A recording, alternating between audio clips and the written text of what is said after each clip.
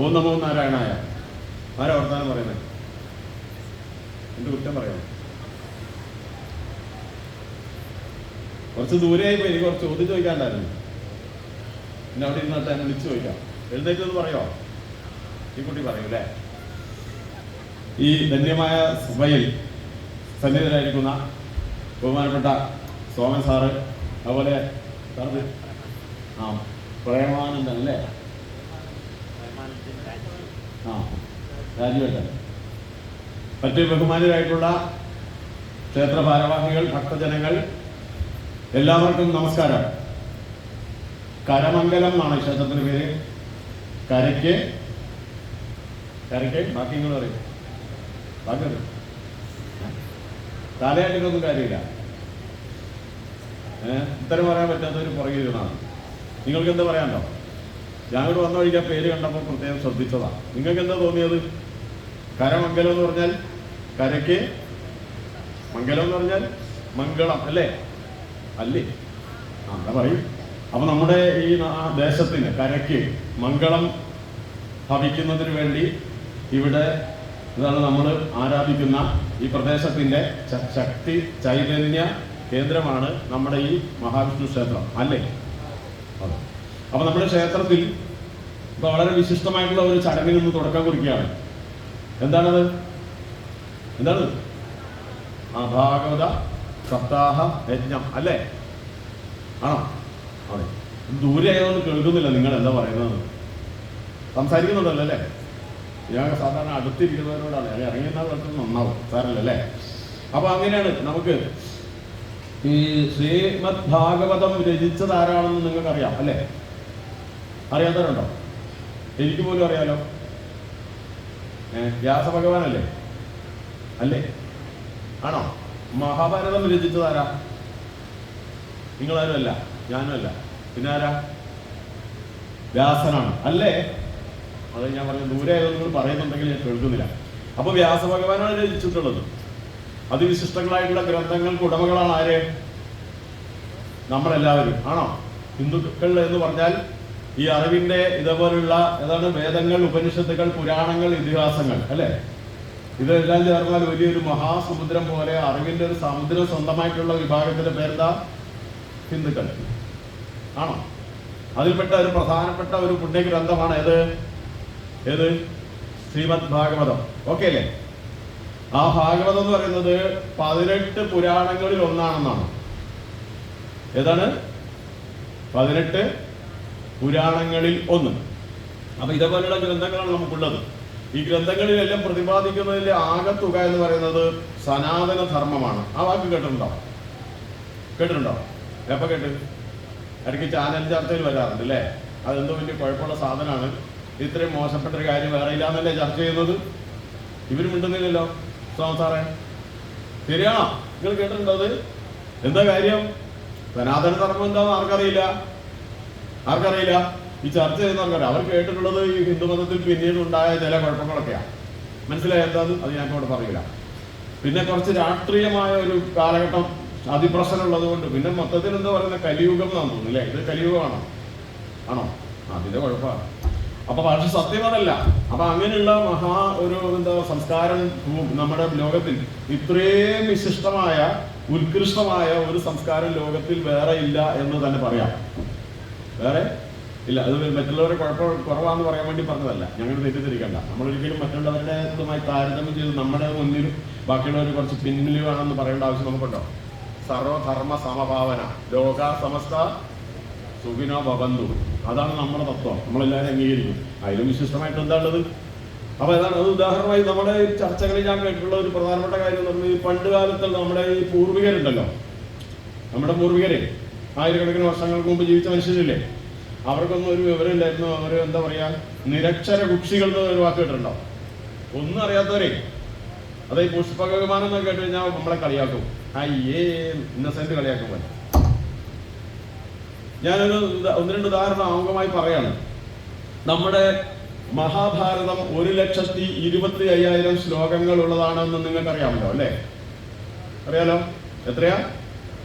1,25,000 പരം ശ്ലോകങ്ങളുള്ള മഹത് ഗ്രന്ഥമാണേത്? മഹാഭാരതം. ഇത്രയും വലിയ ഒരു ഗ്രന്ഥം ലോകത്തിൽ ഒരു ഭാഷയ്ക്കും ഇന്ന് വരെ ഉണ്ടായിട്ടില്ല. ഇനി ഉണ്ടാവോ? ഉറപ്പില്ല, സാധ്യത കുറവാണ്. ഇല്ലെന്ന് നമുക്ക് പറയാൻ പറ്റൂല, പക്ഷെ സാധ്യതയില്ല. അതേപോലെ തന്നെ നമ്മുടെ വേദങ്ങൾ, ഈ വേദങ്ങളിൽ ഏറ്റവും പ്രധാനപ്പെട്ട ഒരു വേദമല്ലേ ഋഗ്വേദം. ഋഗ്വേദത്തിന് 10,552 ശ്ലോകങ്ങളാണുള്ളത്. അതുപോലെ സാമവേദത്തിന് 2,500, അതുപോലെ യജുർവേദത്തിന് 2,900, അതുപോലെ അഥർവവേദത്തിന് 7,000 ശ്ലോകങ്ങളുണ്ട്. 18 പുരാണങ്ങൾ നേരത്തെ പറഞ്ഞില്ലേ? പുരാണങ്ങൾ നമ്മുടെ ശ്രീമദ് ഭാഗവതം ഒരു പുരാണം എന്ന് പറഞ്ഞ ഓർമ്മയുണ്ടോ? 12 സ്കന്ധങ്ങളുള്ള പുരാണം അല്ലേ? അപ്പൊ അതേപോലെ 18 പുരാണങ്ങളുണ്ട്, അതുപോലെ 18 ഉപപുരാണങ്ങളുണ്ട്. ഈ 18 പുരാണങ്ങൾക്കും കൂടി ഉള്ളത് 3,52,000 ശ്ലോകങ്ങളാണ്. ഒരു അത്ഭുതം തോന്നില്ല കുട്ടിക്ക്? സാധാരണ ആശ്ചര്യം തോന്നണ്ട, അത് തോന്നിയില്ല. അതുപോലെ തന്നെ ഉപപുരാണങ്ങൾക്കുണ്ട് 4,90,000. ടോട്ടൽ മൊത്തം നമ്മുടെ വ്യാസ മഹർഷി എഴുതിയത് എന്ന് നമ്മൾ വിശ്വസിക്കുന്നത് ഏതാണ്ട് 11,00,000-ലധികം ശ്ലോകങ്ങളാണ്. എന്നിട്ടും ഞെട്ടിയില്ല. എന്താ? അപ്പൊ നിങ്ങൾ നേരത്തെ അറിയാം. ഇനി ഞാൻ ഉദ്ദേശിച്ചത് കണക്ക് പറയാൻ വേണ്ടി പറയല്ല. കുട്ടി, ഈ ചരിത്രം എന്ന് പറയുന്നത് പഠിക്കാനുള്ളതാണോ?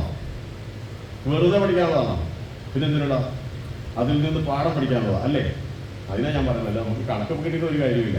ഞാൻ ഉദ്ദേശിച്ചത് അങ്ങനെയാണെങ്കിൽ ഇത്രയും ശ്ലോകങ്ങൾ ഈ 6,000, 7,000 അല്ലെ 5,000, 6,000 വർഷങ്ങൾക്ക് മുന്നേ സംസ്കൃതത്തിൽ എഴുതിയിട്ടുണ്ടെങ്കിൽ അന്നുണ്ടായിരുന്ന മനുഷ്യർക്ക് ബുദ്ധിയില്ല, വിവരമില്ല, അക്ഷരജ്ഞാനമില്ല എന്ന് പറഞ്ഞാൽ അതിന്റെ അർത്ഥം എന്താ? അപ്പൊ നമ്മളിങ്ങനെ നിൽക്കണ്ടേ? യോജിക്കുന്നുണ്ടോ? യോജിക്കുന്നില്ലാത്തവർ എഴുന്നേറ്റേക്ക്. എല്ലാവരും ചോദിച്ചോ? അപ്പൊ നമ്മുടെ സംസ്കാരം എങ്ങനെയുണ്ട്? നമ്മുടെ പൂർവികർ എങ്ങനെയുണ്ട്? മോശക്കാരായിരുന്നോ? പിന്നെ എന്താ ഈ ആളുകൾ ഇങ്ങനെ കളിയാക്കുന്നത്? അവർക്ക് ഇതിനെപ്പറ്റി അറിയാത്തതുകൊണ്ടാണ്. നിങ്ങൾ പറയുന്നത് ഈ 11 ലക്ഷം അല്ലെങ്കിൽ വേണ്ട മഹാഭാരതം 1,25,000 ശ്ലോകങ്ങൾ കൊണ്ട് ഇങ്ങനെ എഴുതണമെങ്കിൽ 2,000-ലധികം കഥാപാത്രങ്ങളുണ്ട്. മഹാഭാരതത്തിന് പ്രധാനപ്പെട്ട സംഭവം കുരുക്ഷേത്ര യുദ്ധമല്ലേ കുട്ടി? ഇത് ഇത്രയും ഗംഭീരമായിട്ട് ഇത് തയ്യാറാക്കണമെങ്കിൽ എത്ര കഴിവ് വേണം എന്നുള്ളത്. പിന്നെ നിങ്ങൾ ആലോചിച്ച് അത്രയും ശ്ലോകങ്ങൾ എഴുതണമെങ്കിൽ സംസ്കൃത ഭാഷ അപ്പൊ ആ ഒരു സമയത്ത് ഉണ്ടായതാണോ? ആ സമയത്തുണ്ടായ ഭാഷയ്ക്ക് അത്രയും പദാവലികൾ ഉണ്ടാവുമോ? ഉണ്ടാവോ കുട്ടികളെ? അപ്പൊ എത്രയോ വർഷങ്ങൾക്ക് മുമ്പ് തന്നെ വളർന്ന് പന്തലിച്ച ഒരു ഭാഷയല്ലേ അത് സംസ്കൃതം. ഇപ്പൊ മനസ്സിലായോ നമ്മുടെ കാര്യം? അപ്പൊ അത്ര മോശമൊന്നുമല്ല കേട്ടോ. അത് മനസ്സിലാക്കണം. അപ്പൊ അതിൽ പെട്ടതാണ് നമ്മൾ ഇവിടെ പ്രധാനമായിട്ടും നമുക്ക് ഈ പിന്നെ യജ്ഞത്തിലൂടെ സപ്താഹത്തിലൂടെ. സപ്താഹം എന്ന് പറഞ്ഞാൽ സപ്തം എന്ന് പറഞ്ഞാൽ 7 ആണോ? സപ്തസ്വരങ്ങൾ, സപ്തസാഗരം, പിന്നെ ഏതാണുള്ളത്? സപ്തസ്വരം അറിയോ? ആ കുട്ടി ഇങ്ങനെ അല്ലെങ്കിൽ ഞാൻ മുന്നേ വന്നിരുന്നു മുഴുങ്ങിപ്പോയത് ഇത് എന്തെന്നാണ് ഇല്ലേ? സപ്തസ്വരം അറിയോ? അറിയില്ലേ? സരിഗമ പദനി. അപ്പൊ 7-നെന്തോ പ്രാധാന്യം ഉണ്ടല്ലേ? മഴവിൽ 7 നിറ നാല് പറഞ്ഞു കേട്ട്. ശരിയാണോ? വിബ്ജിയോർന്ന് പഠിച്ചിട്ടില്ലേ? 1ാം ക്ലാസ്സിൽ? 1ാം ക്ലാസ്സിൽ പോയില്ല, 2ലാ പോയത്. ഞാൻ വെറുതെ പറഞ്ഞു 1ാം ക്ലാസ്സിൽ എല്ലാവരും പഠിക്കാണോ? നിങ്ങളൊക്കെ സ്കൂളിൽ പോയിട്ടുണ്ടോ? അത് എന്നെ പോലെ പോയിട്ടേ ഇല്ല. ഇല്ലേ? അപ്പൊ അത് 7-ന് പ്രാധാന്യം ഉണ്ട് അല്ലേ? 7 ഭൂഖണ്ഡങ്ങൾ, 7 സമുദ്രങ്ങളല്ലേ സഹോദരിമാരെ? നിങ്ങൾ ഇതുവരെ ഇരുന്ന് എനിക്ക് വലിയ നഷ്ടമായി. ഈ വർത്തമാനം പറഞ്ഞു പോകുമ്പോൾ ഉണ്ടല്ലോ അതിനൊരു സുഖം. നിങ്ങളും സമയം പോകുന്ന അറിയില്ല. ശരിയാണോ? കുഴപ്പമില്ല അല്ലേ? അപ്പൊ ഇങ്ങനെ ഇതാണ്. അതുകൊണ്ട് 7 ദിവസമാണ് ഈ സപ്താഹം അല്ല? അങ്ങനെയല്ലേ? അതല്ലേ സപ്തം? 7 അങ്ങനെയാണ് പോകുന്നത്. അപ്പൊ ഇതില് നമ്മുടെ ഈ സപ്താഹം എന്ന് പറയുന്നത് ഇവിടെ പറഞ്ഞതുപോലെ നമുക്ക് ഇതുപോലെയുള്ള കാര്യങ്ങൾ മനസ്സിലാക്കാൻ വേണ്ടി, അറിവ് നേടാൻ വേണ്ടിയിട്ടല്ലേ? അപ്പൊ ഞാൻ പറഞ്ഞു വന്നത് പണ്ട് കാലത്ത് മുതലേ നമുക്ക് ഇത്തരത്തിലുള്ള അറിവുണ്ട് എന്ന് പറഞ്ഞതിന്റെ ഒരു പൂർത്തിയാക്കിയേക്കാം. ഉദാഹരണമായി മനുഷ്യന്റെ അന്നത്തെ ബുദ്ധി ബോധ്യപ്പെടുത്താൻ വേണ്ടിയിട്ട് 2 ഉദാഹരണങ്ങളോട് പറഞ്ഞിട്ട് ഈ വിഷയത്തിലേക്ക് കടക്കാം. അതിലേറ്റവും പ്രധാനപ്പെട്ടത് ഒരു 12,000 വർഷങ്ങൾക്ക് മുമ്പ് മിലന്തയിലെ രാജാവ്, മിലന്ത രാജാവ് ഈ പൂന്തോട്ടത്തിൽ ഇരിക്കണം. രാജാവിന് പണിയൊന്നുമില്ല, ഇല്ല, പാർക്കിലൊക്കെ കാറ്റുള്ളതാണ്. അങ്ങനെ കാറ്റുള്ള സമയത്ത് ഒരു കൂട്ടം പക്ഷികൾ പറന്നതിലെ വന്നു. കേട്ടിട്ടുണ്ടോ ഈ കഥ? അതൊക്കെ പുരാണത്തിലുള്ളതാണ്.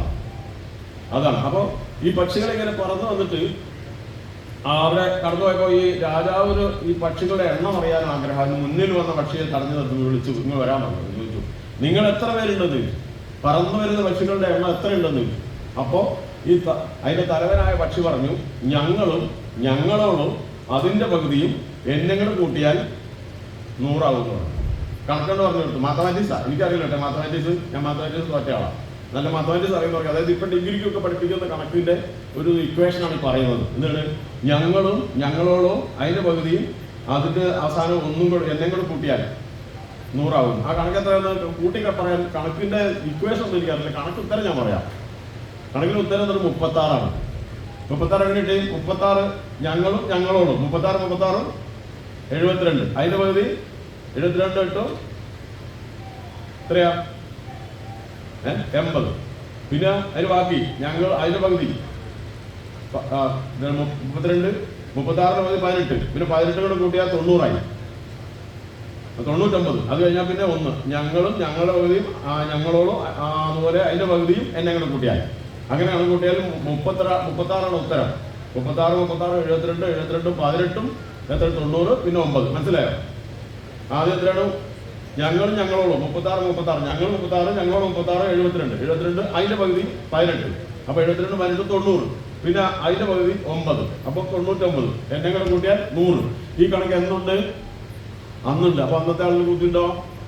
അതുപോലെ തന്നെ വേറൊരു രാജാവിന് 3 ഭാര്യമാരുണ്ടായിരുന്നു. അത് നിങ്ങൾക്ക് വിരോധം ഉണ്ടോ? വിരോധപ്പെട്ട കാര്യമില്ല. ആ രാജാവ് പിന്നെ അവസാനം ഒരു ഒസ്യത്ത് വിൽപ്പത്രം എഴുതി വെച്ചു. അദ്ദേഹത്തിന്റെ 17 ആനകൾ ഈ ഭാര്യമാർക്ക് എങ്ങനെ കൊടുക്കണമെന്ന്. അദ്ദേഹം കുറച്ചൊരു എന്താ പറയാ പക്ഷഭേദം കാണിക്കുന്ന ആളായിരുന്നു. ഒന്നാമത്തെ ഭാര്യയോട് ഇഷ്ടം കൂടുതലായിരുന്നു, രണ്ടാമത്തേതിനോടും അത് കഴിഞ്ഞ് മൂന്നാമത്തേനോട് അത്ര ഇഷ്ടമല്ല. അതുകൊണ്ട് എഴുതിയെങ്ങനെ ഈ 17 ആനകളിൽ 2-1 ആദ്യത്തെ ഭാര്യയ്ക്ക്, രണ്ടാമത്തെ ഭാര്യയ്ക്ക് 3-1, മൂന്നാമത്തെ ഭാര്യയ്ക്ക് 9-1. ഇതെങ്ങനെ പങ്കിടും? 17 ആനയുടെ 2-1 എത്രയെന്നറിയോ? 17 2-1 പറഞ്ഞ പകുതിയല്ലേ? ആണോ? 2-1 എന്ന് പറഞ്ഞ പകുതിയല്ലേ? അല്ലേ? ഏത് വസ്തുവിനും തുല്യമായിട്ട് 2ആയി വിഭജിച്ചാൽ അതിൽ 1 അല്ലേ? 2-1 അപ്പൊ പകുതിയല്ലേ? 17 2-1 എത്രയാ? 9 9 18. 8 8 16. അപ്പൊ 8.5 അപ്പൊ ആനയെ മുറിച്ചു കൊടുക്കണ്ടേ? ഹലോ, അപ്പൊ ആനയെ മുറിച്ചു കൊടുക്കണ്ടേ? കുഴപ്പമായി. 3-1 അതുപോലെ തന്നെയാ. അതുപോലെ തന്നെ ഭാഗം വെക്കണം. 6 3 18. 6 തികയല്ല. അപ്പൊ എന്ത് ചെയ്യും? 9-1 അങ്ങനെ തന്നെയാ. ആകെ പ്രശ്നമായി. ആ വിവരം അറിഞ്ഞു. അത് അറിഞ്ഞാലാന്നറിയോ?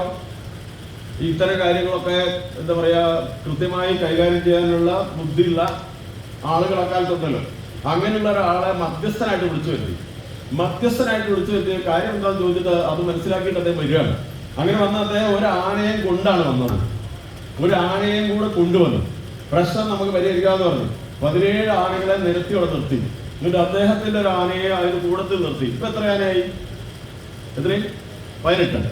ഇനി അതിന്റെ 2-1 എത്രയാ? 9 അല്ലേ? മുറിക്കണം അല്ലേ? 2-1 9 അല്ലേ? പകുതി. അതങ്ങനെ മാറ്റി നിർത്തി. ഒരാൾക്കുള്ളത് 9 മാറ്റി നിർത്തി. ഇനി അടുത്തത് എത്രയാണ്? 3-1 അല്ലേ?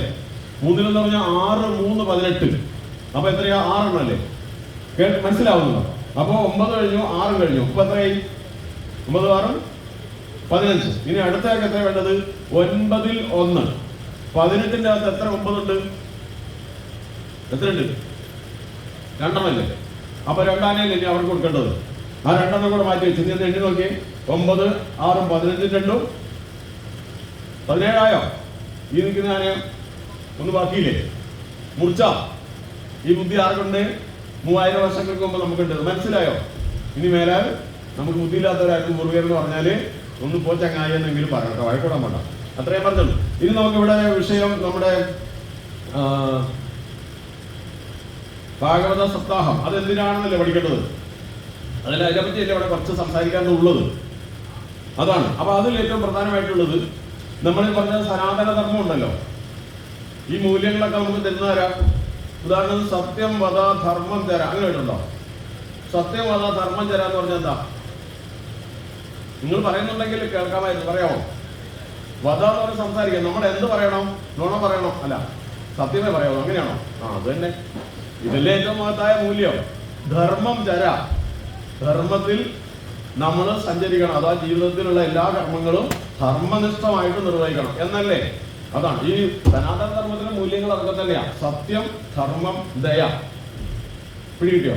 സത്യം ധർമ്മം ദയ. ഈ സത്യവും ധർമ്മവും ദയയും എല്ലാ മനുഷ്യർക്കും ഉണ്ടെങ്കിൽ ആ നാട് സ്വർഗമാകും എന്നാണ് എന്റെ വിശ്വാസം. നിങ്ങൾക്ക് എന്ത് തോന്നുന്നു?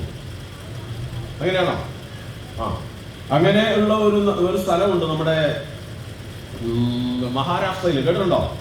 ആ സ്ഥലത്തിന്റെ പേര് എന്താണ്? ശനി സിംഗ്നാപൂർ എന്നാ. ആരെങ്കിലും കേട്ടിട്ടുണ്ടോ? മഹാരാഷ്ട്രയിലാണ്, അഹമ്മദ് നഗറിനടുത്ത് കണ്ടാണ്. അതിതാണ് എന്താണ്, ആ സ്ഥലത്ത് ഒരു വീട് പോലും രാത്രിയിൽ പോലും അടച്ചിടേണ്ട ആവശ്യമില്ല, കഥ അടച്ചിടണ്ട. എന്താ കാരണം? അവിടെ കള്ളന്മാരില്ല. കേട്ടിട്ടുണ്ടോ? സ്ഥലം ഉള്ള സ്ഥലമാണ് ശനി സിംഗ്നാപൂർ, മഹാരാഷ്ട്രയിലാണ്. അവിടെ വീടുകൾ അടച്ചിടേണ്ട, വാതിൽ തുറന്നിട ധൈര്യമായിട്ട്. എന്താ കാരണം?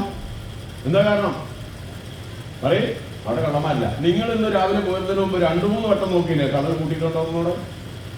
ശരിയാണോ? താക്കോൽ അവിടെ നിങ്ങൾക്ക് കൃത്യമായി പറഞ്ഞിട്ടുണ്ടല്ലോ. എന്താ കാരണം? അതാണ് പ്രശ്നം. അപ്പൊ ഇങ്ങനെ സത്യവും ധർമ്മവും മനുഷ്യന് ദയയും ഉണ്ടെങ്കിൽ ആ നാട് സ്വർഗമല്ലേ? അതില്ലെങ്കിലുള്ള അവസ്ഥ നിങ്ങൾക്ക് അറിയാവോ? ഈ സത്യധർമാദികളില്ലാത്ത അധർമ്മികളായ മനുഷ്യരാണ് നാട്ടിലെല്ലാം ഉള്ളതെങ്കിൽ എന്ത് സംഭവിക്കും എന്ന് നിങ്ങൾക്കറിയാമോ?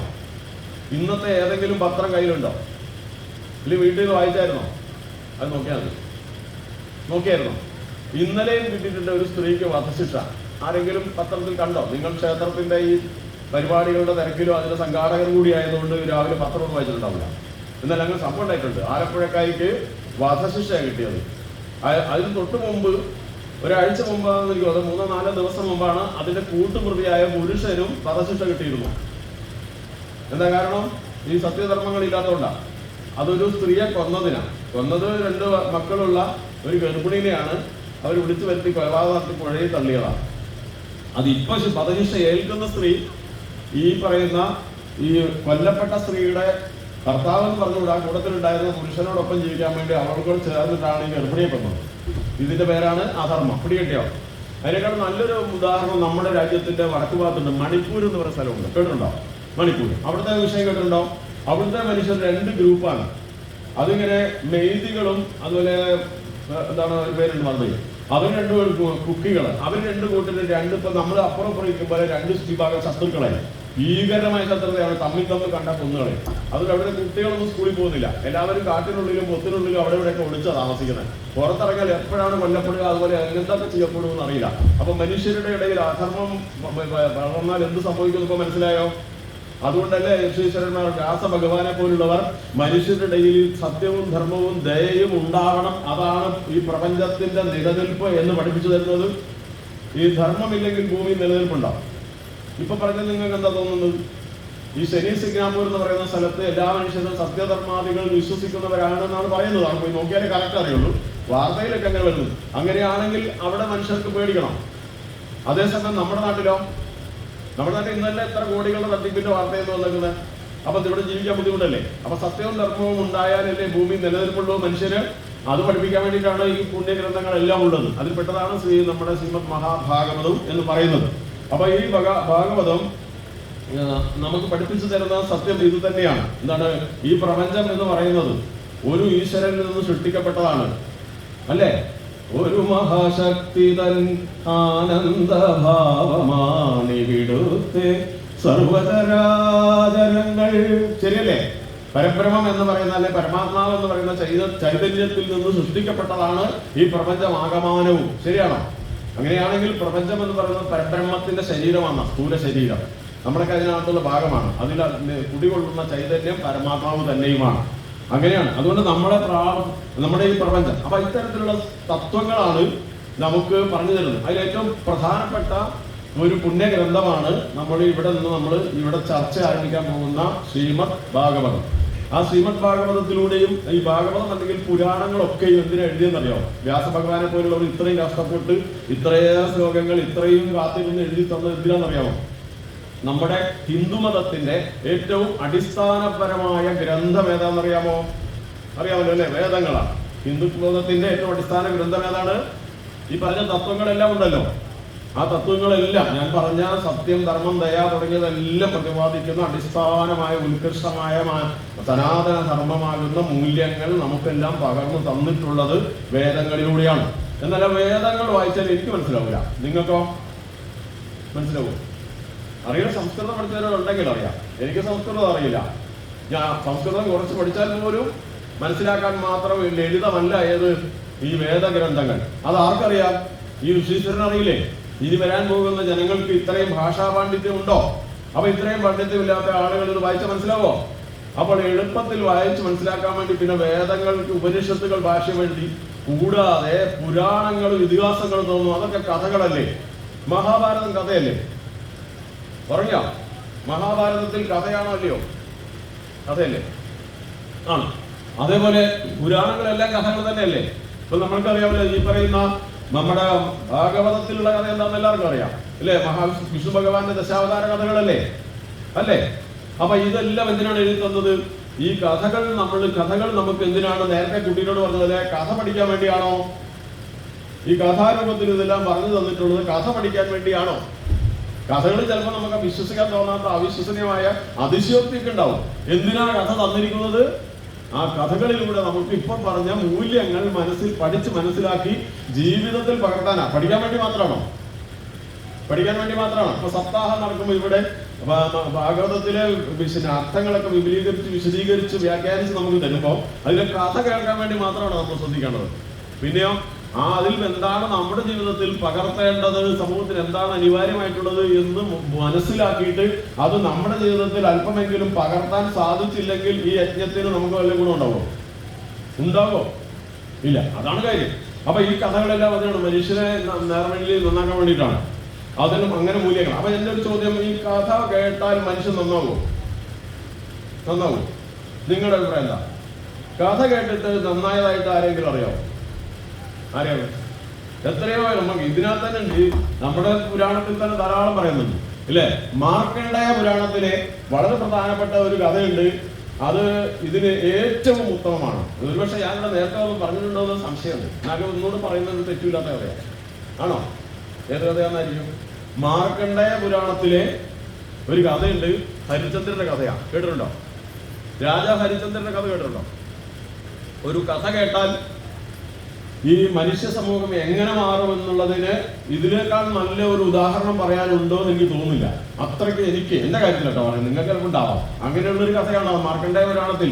അതിലേറ്റവും പ്രധാനപ്പെട്ടത് നമ്മളിപ്പോ പറഞ്ഞ സനാതന ധർമ്മം, വേദത്തിൽ പറയുന്ന സത്യം വദ ധർമ്മം ചര, അല്ലെങ്കിൽ സത്യമേവ ജയതേ അനന്തം, സത്യം മാത്രമേ വിജയിക്കൂ എന്നതുകൊണ്ട് സത്യം മുറുകെ പിടിച്ച് ജീവിക്കണമെന്നും, അങ്ങനെ മുന്നോട്ട് പോയാൽ എന്താണ്? ഇഹപര സുഹൃതം ഏകിടുമാർക്കും ഇത് സംസാര വിമോചനമാർഗം എന്ന വലിയ ജീവിതത്തിൽ ലക്ഷ്യം നേടാനുള്ള ഏറ്റവും അടിസ്ഥാന പ്രമാണമായി ജീവിതത്തിൽ കൊണ്ടു നടക്കേണ്ട സത്യവും ധർമ്മവുമാണ് എന്ന് പഠിപ്പിക്കാൻ വേണ്ടി നമ്മളിപ്പോ പറഞ്ഞതുപോലെ വേദത്തിലുള്ള ഈ മഹാസത്യം നമുക്ക് ബോധ്യപ്പെടുത്തി തരാൻ വേണ്ടി മാർക്കണ്ഡേയ പുരാണത്തിൽ 9-10 അധ്യായങ്ങളിലായി വളരെ വിശദീകരിച്ച് നൽകിയിരിക്കുന്നതാണ് രാജാ ഹരിചന്ദ്രന്റെ കഥ.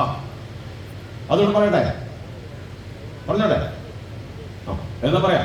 അത് ആ കഥ കേട്ടിട്ട് നന്നായ ഒരാളെ കൂടി പറയാനുണ്ട് കൂട്ടത്തിൽ. അതുകൊണ്ടാണ് ഞാനത് പറയുന്നത്. അതാരാന്നറിയോ? മോഹൻദാസ് കരംചന്ദ് ഗാന്ധിയാ. കേട്ടിട്ടുണ്ടോന്ന് അറിയില്ല. നേരത്തെ പറഞ്ഞോ തോന്നട്ടെ, എനിക്ക് ഓർമ്മയില്ല. എന്തായാലും ഒന്നുകൂടെ പറയാം.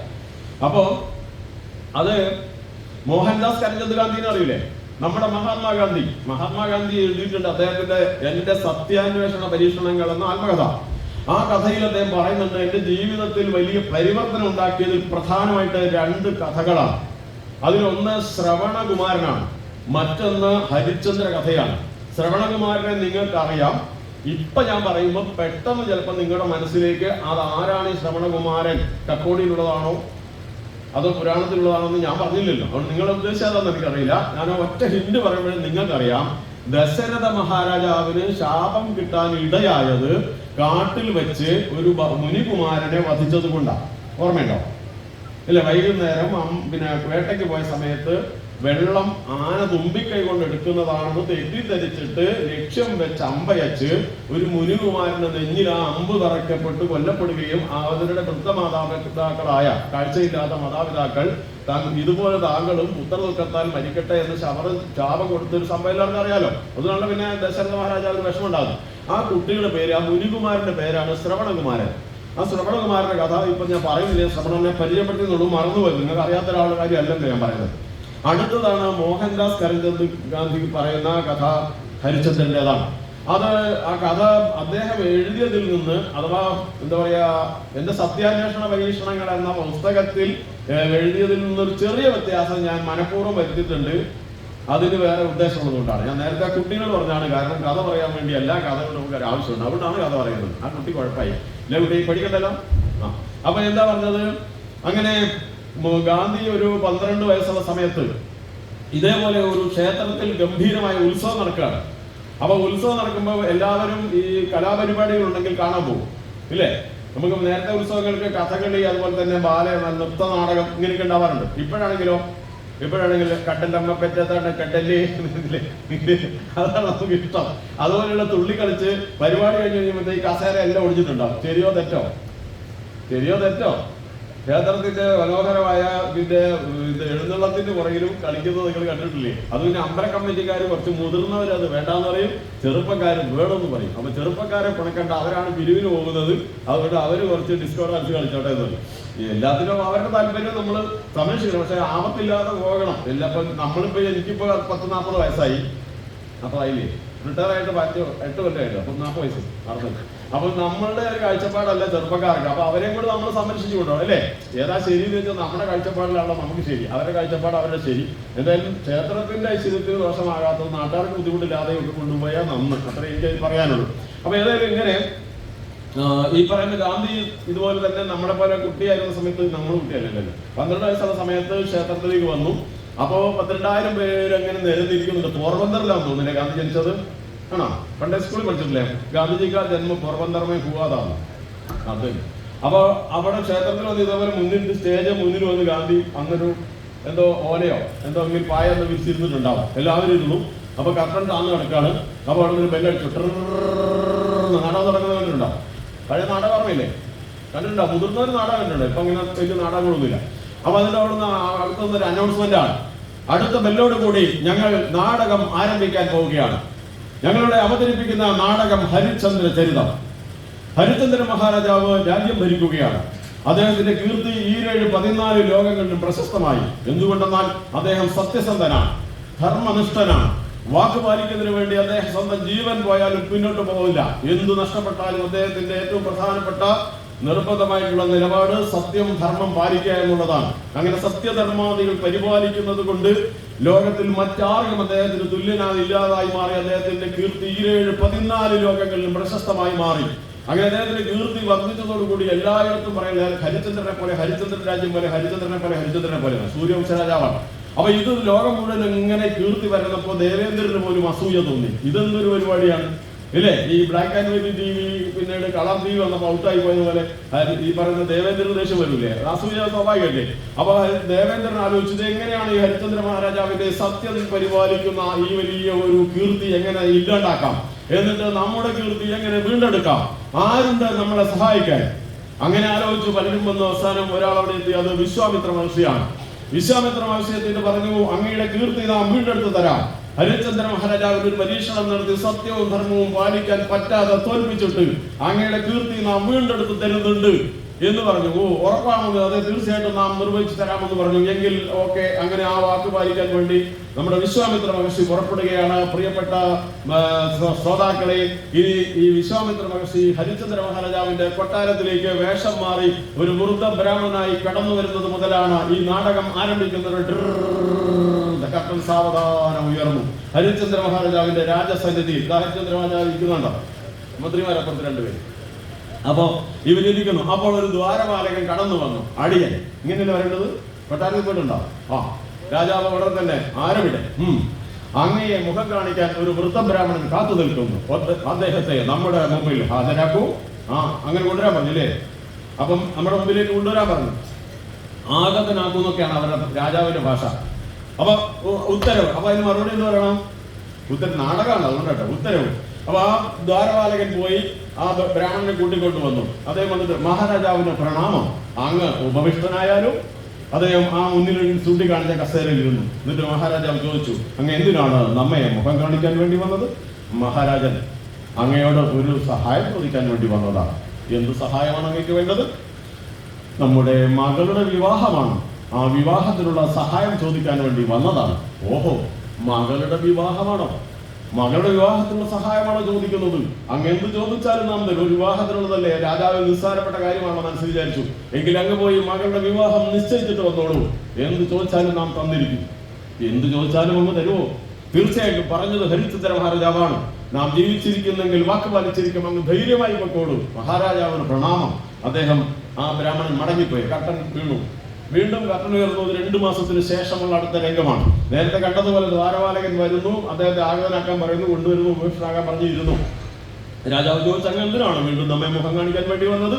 മഹാരാജൻ നമ്മുടെ മകളുടെ വിവാഹം നിശ്ചയിച്ചിരിക്കുന്നു, അതുകൊണ്ട് അങ്ങ് തരാമെന്ന് പറഞ്ഞത്. എന്താണ് അങ്ങേക്ക് വേണ്ടത്?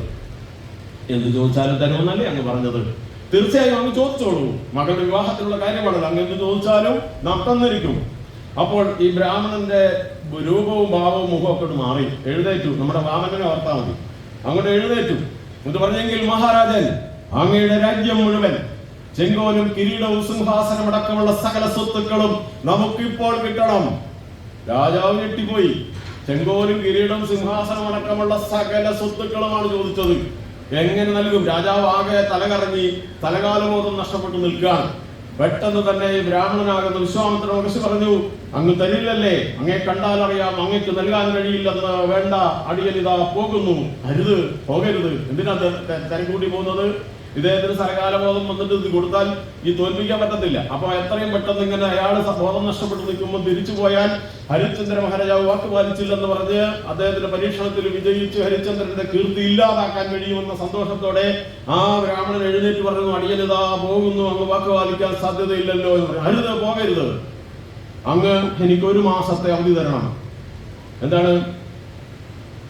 അപ്പൊ അദ്ദേഹം പറഞ്ഞില്ല, എന്റെ സ്വത്തുക്കൾ മുഴുവൻ തരാം എന്ന് അതിനിടെ പറയാം. അപ്പൊ ഇതുപോലെ ബ്രാഹ്മണൻ പോകാൻ തുടങ്ങുമ്പോൾ തടഞ്ഞിട്ട് പറഞ്ഞതാ, എന്റെ സകല സ്വത്തുക്കളും, ചെങ്കോലും കിരീടവും സിംഹാസനം അടക്കമുള്ള സകല സ്വത്തുക്കളും ഇതാ അങ്ങേക്ക് നാം ഇപ്പോൾ തന്നെ ദാനം ചെയ്തിരിക്കുന്നു. അങ്ങനെയാണ് പറഞ്ഞത്. സകല സ്വത്തുക്കളും ഇപ്പോൾ തന്നെ അങ്ങേക്ക് നാം ദാനം ചെയ്തിരിക്കുന്നു എന്ന് പറഞ്ഞു. പോകാൻ തുടങ്ങിയപ്പോ തടഞ്ഞിട്ട്.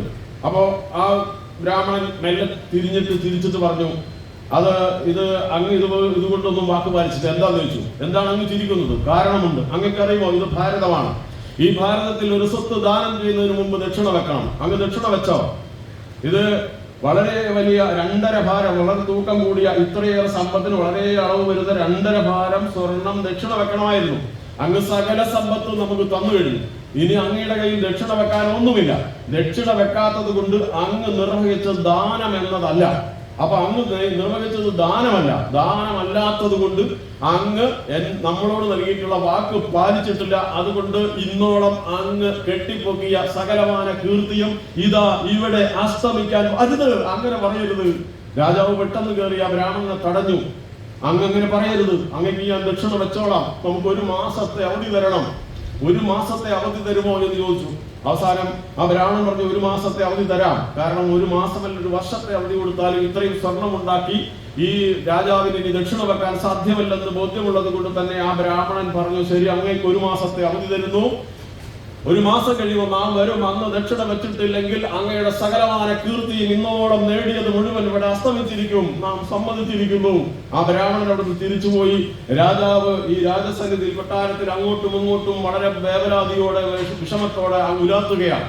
ഈ വിവരം അന്തപുരത്തിൽ അറിഞ്ഞു. അന്തപുരത്തിൽ വിവരമറിഞ്ഞ ധർമ്മപത്നി ചന്ദ്രമതി, രാജാവിന്റെ ധർമ്മപത്നി ചന്ദ്രമതി ഓടി കൊട്ടാരത്തിലേക്ക്, രാജസന്നിധിയിലേക്ക് വരികയാണ്. ഓടി വന്നിട്ട് ചോദിച്ചു, മഹാരാജൻ, അങ്ങക്ക് എന്തു പറ്റി? എന്താണ് ഇങ്ങനെ വേവലാതിപ്പെടുന്നത്? മഹാറാണി അറിഞ്ഞില്ലേ, നമുക്ക് നമ്മുടെ വാക്ക് പാലിക്കാൻ കഴിഞ്ഞില്ല. അതാണ് നമ്മുടെ പ്രയാസം. അതിനങ്ങിങ്ങനെ വേവലാതിപ്പെട്ടിട്ട് കാര്യമുണ്ടോ? എന്തെങ്കിലും വഴി നമുക്ക് കണ്ടുപിടിക്കുകയല്ലേ വേണ്ടത്? നാം എത്ര ആലോചിച്ചിട്ടും ഒരു വഴിയും കാണുന്നില്ല. ഭവതിക്ക് എന്തെങ്കിലും ഒരു വഴി പറയാനുണ്ടോ? അവിടെ ഒരു ചന്ദ്രമതി ആലോചിച്ചിട്ട് പറഞ്ഞു, മഹാരാജൻ, അങ്ങക്ക് എന്തിനേക്കാളും വലുത്, സ്വന്തം ജീവനേക്കാളും പോലും വലുത് വാക്ക് പാലിക്കുകയാണ്, ധർമ്മപരിപാലനമാണെന്ന് നമുക്കറിയാം. അതുകൊണ്ട് അങ്ങേക്ക് വാക്ക് പാലിക്കുന്നതിന് വേണ്ടി നാം ഒരു വഴി പറയുകയാണ്. ആ വഴി പറയുമ്പോൾ അങ്ങ് അരുതെന്ന് പറയരുത്, അത് നിരസിക്കരുത്. ഭവതി പറയൂ. അങ്ങനെ ചന്ദ്രമതി പറഞ്ഞു, മഹാരാജൻ, അങ്ങ് നമ്മയും മകനെയും, എന്നെയും മകനെയും കൊണ്ടുപോയി വിൽക്കണം. എന്നിട്ട് ആ പണം വാങ്ങി ദക്ഷിണ കൊടുക്കണം. അന്ന് മനുഷ്യനെ വിറ്റ പണം കിട്ടും. അടിമക്കച്ചവടമുള്ള കാലമാണ്. അവർക്ക് 12ഓളം വയസ്സ് പ്രായമുള്ള ഒരു കുട്ടിയുണ്ട്. അവന്റെ പേര് രോഹിതാശൻ എന്നാണ്. അപ്പൊ ചന്ദ്രമതി പറഞ്ഞു, നമ്മയും മകനെയും കൊണ്ട് വിറ്റിട്ട് അപ്പണം കൊണ്ട് ദക്ഷിണ കൊടുക്കാൻ. രാജാവ് ഒരുപാട് ആലോചിച്ചു. രാജാവ് എത്രയും ആലോചിച്ചു, മറ്റൊരു മാർഗവും കാണാതെ അവസാനം തന്റെ ജീവനേക്കാളും തന്റെ ഏറ്റവും പ്രിയപ്പെട്ട പുത്രനും ഭാര്യയെക്കാളും പ്രധാനം അദ്ദേഹത്തിന് വാക്ക് പാലിക്കുക സത്യപരിപാലനമാണ് എന്നതുകൊണ്ട് മനസ്സോടെ അവസാനം തന്റെ ഏറ്റവും പ്രിയങ്കരിയായ ഭാര്യയായ ചന്ദ്രമതിയെയും ഏറ്റവും സ്നേഹസമ്പന്നനായ പ്രിയങ്കരനായ പുത്രൻ രോഹിതാശ്വനും കൂട്ടി നേരെ കാശി പട്ടണത്തിലേക്ക് നടന്നു. കാശി പട്ടണത്തിൽ ഇത്തരം വ്യാപാരങ്ങൾ നടക്കുന്ന മാർക്കറ്റിൽ പോയി മഹാരാജൻ വിളിച്ചു പറഞ്ഞു, ഇതാ സ്ത്രീയെയും കുട്ടിയെയും നാം വിൽക്കുകയാണ്. പലരും വന്നു നോക്കി. അവസാനം ഒരു ബ്രാഹ്മണൻ വന്നു. ആ വൃദ്ധബ്രാഹ്മണൻ വന്നിട്ട് ചന്ദ്രമതിക്ക് വില പറഞ്ഞു. കുട്ടിയെയും ചന്ദ്രമതിയെയും പൈസ കൊടുത്ത് വാങ്ങിക്കൊണ്ടു പോവുകയാണ്. ഈ വാങ്ങിക്കൊണ്ടുപോകുന്നത് ഈ ബ്രാഹ്മണന്റെ വീട്ടിലേക്ക് അടുക്കള പണിക്കാണ്. തോഴിയായിട്ടാണ് ചന്ദ്രമതിയെ കൊണ്ടുപോകുന്നത്. ആരാണ് ചന്ദ്രമതി? ആ ചന്ദ്രമതിയുടെ കണ്ണുകളിൽ നിന്ന് ഒരു തുള്ളി കണ്ണുനീർ പോലും പൊടിഞ്ഞിട്ടില്ല.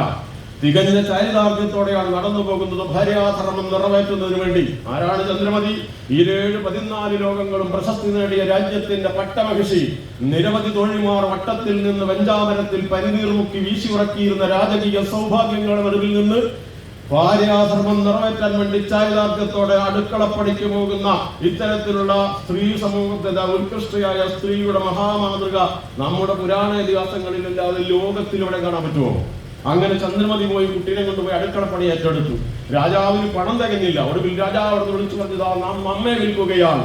പലരും വന്നു. അവസാനം ഒരു രാജാവ് വന്ന് നമ്മുടെ ഹരിചന്ദ്രന് വില പറഞ്ഞു. ആ വില സമ്മതമായി. അങ്ങനെ അദ്ദേഹത്തിന് സ്വയം വിറ്റു. ആ പണം കൊണ്ട് ആളയച്ചു വരുത്തി ബ്രാഹ്മണന് ദക്ഷിണ കൊടുത്തു. ഹരിചന്ദ്ര മഹാരാജാവ് സത്യത്തിൽ സകലതും നഷ്ടപ്പെട്ടപ്പോഴും വിജയിച്ച് വിജയശ്രീ ലാളിതനായി തിളങ്ങി നിൽക്കുകയാണ്. പക്ഷേ ഹരിചന്ദ്രനെ കൊണ്ടുപോയത് ചുടലയ്ക്ക് കാവൽ നിൽക്കാനാണ്. ഈ വിലയ്ക്ക് വാങ്ങിയ ആൾ കൊണ്ടുപോയത് ആ രാജാവിന് ചുടലയുണ്ട്. ചുടലയിൽ കൊണ്ടുപോയി കാവൽ നിർത്തിയിരിക്കുകയാണ്. അവിടെ ആരെങ്കിലും മരിച്ചു കഴിഞ്ഞാൽ സംസ്കാരത്തിന് കൊണ്ടുവരുമ്പോ അവരോടൊരു നിശ്ചിത ഫീസ്, അന്നൊരു 10 പൈസയാണെങ്കിൽ ആ പൈസ കൃത്യമായി വാങ്ങി ഈ ഇതിന്റെ ഉടമയായ രാജാവിന് കൊടുക്കുന്ന ഡ്യൂട്ടിയാണ്. സംസ്കാരത്തിന് സൗകര്യങ്ങൾ ചെയ്തു കൊടുക്കുന്നതാണ് പണി. അവിടെ അദ്ദേഹം കാവൽ നിൽക്കുകയാണ്. രാവും പകലും വ്യത്യാസമില്ലാതെ വേനലും മഞ്ഞും മഴയുമായി കാലം പതുക്കെ കടന്നുപോയി. അവിടെ നിന്ന് വെയിലും മഴയും മഞ്ഞുമെല്ലാം കൊണ്ട് താടിയും മുടിയും എല്ലും തോലുമായി കണ്ണുകൾ കുഴിഞ്ഞ് നമ്മുടെ നാടൻ ഭാഷയിൽ കോലം കെട്ട് ആരും കണ്ടാൽ തിരിച്ചറിയാത്ത വിധത്തിൽ അദ്ദേഹം അവിടെ നിൽക്കുകയാണ്. അത് നിങ്ങൾ കണ്ടിട്ടുണ്ടായിരിക്കും. പഴയ കാലത്ത് ഒരു സിനിമ ഉണ്ടായിരുന്നു, ആത്മവിദ്യാലയമേ അവനിയിൽ ആത്മവിദ്യാലയമേ. കേട്ടിട്ടുണ്ടോ? എന്ത് മനോഹരമായിട്ടാണ് തൃക്കുറിശ്ശി സുകുമാരനാർ അവതരിപ്പിക്കുന്നത്, ഇല്ലേ?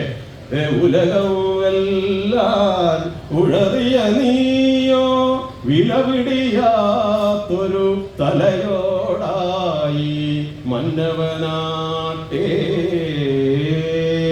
യാതകനാട്ടെ വന്നിടുമൊടുവിൽ വഞ്ചിത നടുവിൽ. ശരിയല്ലേ? ഇല്ലാജാതികൾ ഭേദവിചാരം ഇവിടെ കുക്കവർ ഒരു വിചാരം. എത്ര വലിയ സന്ദേശങ്ങളുണ്ടായി. എല്ലാം കൂടി ഞാൻ പറയാൻ പോകുന്നില്ല. അതിൽ തന്നെ ആ കുരുടയിൽ മഹാരാജൻ ഇല്ലേ? ശരിയാണ്. അന്ന് 2-4 ദിനം കൊണ്ടൊരുത്തനെ തണ്ടിലേറ്റി നടത്തുന്നതും ഭവാൻ. മാളികാമുകളേറിയ മന്നന്റെ തോളിൽ മാറാപ്പുകറ്റുന്നതും ഭവാൻ, അല്ലേ? ചക്ഷുശ്രവണകളസ്തമാന്തർദുരം ഭക്ഷണത്തിന് അപേക്ഷിക്കുന്നതും അല്ലെ? എങ്ങനെ എടുക്കുന്നില്ലേ? ശരിയല്ലേ? എത്ര ഉദാഹരണങ്ങളുണ്ട്. അനേകം അത്തരത്തിലുള്ള മഹത്തായ തത്വങ്ങളെല്ലാം ആ ഒറ്റ സീനിലുണ്ട്. അതുകൊണ്ട് അതവിടെ നിൽക്കട്ടെ. അപ്പൊ ഹരിചന്ദ്ര മഹാരാജാവ് അങ്ങനെ നിൽക്കുകയാണ്. നമ്മുടെ രാജ്യാവസ്ഥ എന്താ? അന്ന് ഗ്യാസ് ഉണ്ടോ? ഇല്ലല്ലോ. ആ വിറക് വെറുക്കി കൊണ്ടുവന്ന് അടുക്കളയിൽ ഭക്ഷണം ഉണ്ടാക്കി ഊതി കത്തിച്ച് പൊടിയും ചാരവും വെയിലും എല്ലാമായി നേരത്തെ പറഞ്ഞ പൊടിയും താടിയും ഒക്കെ ആകെ കോലം കെട്ട് മുഖമൊക്കെ തിളക്കം നഷ്ടപ്പെട്ട് ആര് കണ്ടാലും തിരിച്ചറിയാൻ കഴിയാത്ത വിധത്തിൽ ചന്ദ്രമതി അടുക്കളപ്പണിയിൽ അവരും തുടരുകയാണ്. പക്ഷെ അങ്ങനെ വർഷങ്ങൾ കടന്നുപോയി. നേരത്തെ പറഞ്ഞില്ലേ, സാംബശിവൻ പാടാറുള്ള ഒരു പ്രധാനപ്പെട്ട ഒരു സംഗതിയാണ് കാലം പെട്ടെന്ന് അവർ കടത്തി വിടുന്നെങ്കിൽ. നമ്മളത് ഇപ്പോഴാണ് കാസ്റ്റ് കുറവ് കടിക്കാം, അല്ലെ? മറ്റത് അങ്ങനെയല്ല. വേനലും മഞ്ഞും മഴയുമായി കാലം പതുക്കെ കടന്നുപോയി. അങ്ങനെ വർഷങ്ങൾ കഴിഞ്ഞു പോയി. പക്ഷേ ഒരു ദിവസം വീണ്ടും വിശ്വാമിത്ര മഹർഷിയെ വിളിച്ചു. ആര്?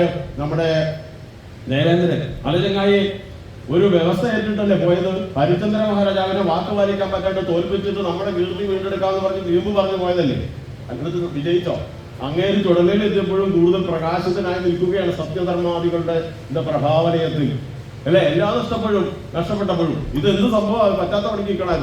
അല്ല മഹാരാജൻ, നാം ഒന്നുകൂടി പരിശ്രമിക്കാം, ഇപ്പൊ ശരിയാക്കി തരാന്നാണ്. കുതിരവട്ടം ബാബു നേരത്തെ പിന്നെ ഇവിടെ ഇറങ്ങിയില്ല, ചുരം ഇറങ്ങിയപ്പോ പറഞ്ഞു ഇപ്പൊ ശരിയാക്കി തരാന്ന് പറഞ്ഞത് വിശാഖമാസം പറഞ്ഞു ഇപ്പൊ അത് ശരിയാക്കാമെന്ന്. അങ്ങനെ ഒരു പരീക്ഷണത്തിന് കൂടെ തയ്യാറാവുകയാണ്. അങ്ങനെ ഒരു ദിവസം വൈകുന്നേരം ചന്ദ്രമതി വീട്ടിൽ അടുപ്പിൽ കത്തിക്കാൻ വേണ്ടി വിറക് മുറുക്കാൻ വേണ്ടി അടുത്ത പറമ്പിലൂടെ നടക്കുകയാണ്. ആ കൂട്ടത്തിൽ അവരുടെ മകൻ രോഹിതാശ്വരമുണ്ട്. അങ്ങനെ കുറച്ചു നേരം വിറകൊക്കെ പറ്റി കുറെ നേരം സന്ധ്യയായി തുടങ്ങി നോക്കുമ്പോൾ മകനെ കാണുന്നില്ല. മോനെ രോഹിയെ, എന്റെ കുട്ടിയെ, എന്റെ രോഹിനെ കണ്ടോ? എന്റെ രോഹി മോനെ, എന്റെ മോനെവിടെ? എന്റെ രോഹിയെ, എനിക്ക് അവൻ മാത്രമേ ഉള്ളൂ. എന്റെ കുഞ്ഞെവിടെ? മോനെ. അവൻ തെരഞ്ഞതിലെല്ലാം നടന്നു. അങ്ങനെ നോക്കുമ്പോ അതാ കുറ്റിക്കാട്ടിൽ കുട്ടികളെ കൊണ്ട് ഓടിച്ചു നോക്കി.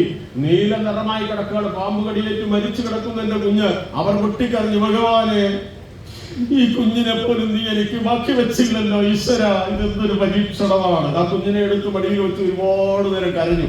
ഒടുവിൽ ആ കുഞ്ഞിന്റെ ജഡവും എടുത്ത് ഒരു പ്രകാരം നടന്ന് അവർ വേലയ്ക്ക് നിൽക്കുന്ന വീട്ടിലെത്തി ആ ബ്രാഹ്മണനോട് പറഞ്ഞു, എന്റെ കുഞ്ഞ് മരിച്ചുപോയി. അതിന് കുഞ്ഞ് മരിച്ചുപോയി നാം എന്ത് ചെയ്യണം? ഈ കുഞ്ഞിനെ ചുടലിൽ കൊണ്ടുപോയി ദഹിപ്പിക്കണം, അതിനൊരു 10 പൈസ കെട്ടിവെക്കണം. അത് ചോദിക്കാൻ വേണ്ടി വന്നതാണ്. 10 പൈസയോ ഇവിടെ പണം ഏൽപ്പിച്ചിട്ടുണ്ട്, ഇറങ്ങിപ്പോടി എന്ന് പറഞ്ഞു. നിഷ്കരണം ആട്ടിപ്പുറത്താക്കി. അവസാനം ആ കുഞ്ഞിനെയും എടുത്ത് അവർ നടന്നു. ചുടലയുടെ മുന്നിലെത്തി കാവൽക്കാരനെ കണ്ടിട്ട് അനുവാദം ചോദിച്ചാൽ അവിടെ ഫീസ് കെട്ടാനില്ലാത്തത് കൊണ്ട്, മറ്റൊരു മാർഗവുമില്ലാത്തതുകൊണ്ട് ശബ്ദമുണ്ടാക്കാതെ പിന്നിലൂടെ കടന്നു ചെന്ന് ചുടലയുടെ പിന്നിൽ കൂടി പ്രവേശിച്ച് കുട്ടിയെ സാവധാനം കിടത്തി. എന്നിട്ട് നേരത്തെ അവിടെ ഉണ്ടായിരുന്ന കത്തുന്ന ചിതയിൽ നിന്ന് ഏതാനും തീക്കൊള്ളികൾ എടുത്ത് ആ അമ്മ മെല്ലെ ഒരു ചിതയൊരുക്കാൻ ശ്രമിക്കുകയാണ്. ആരവിടെ?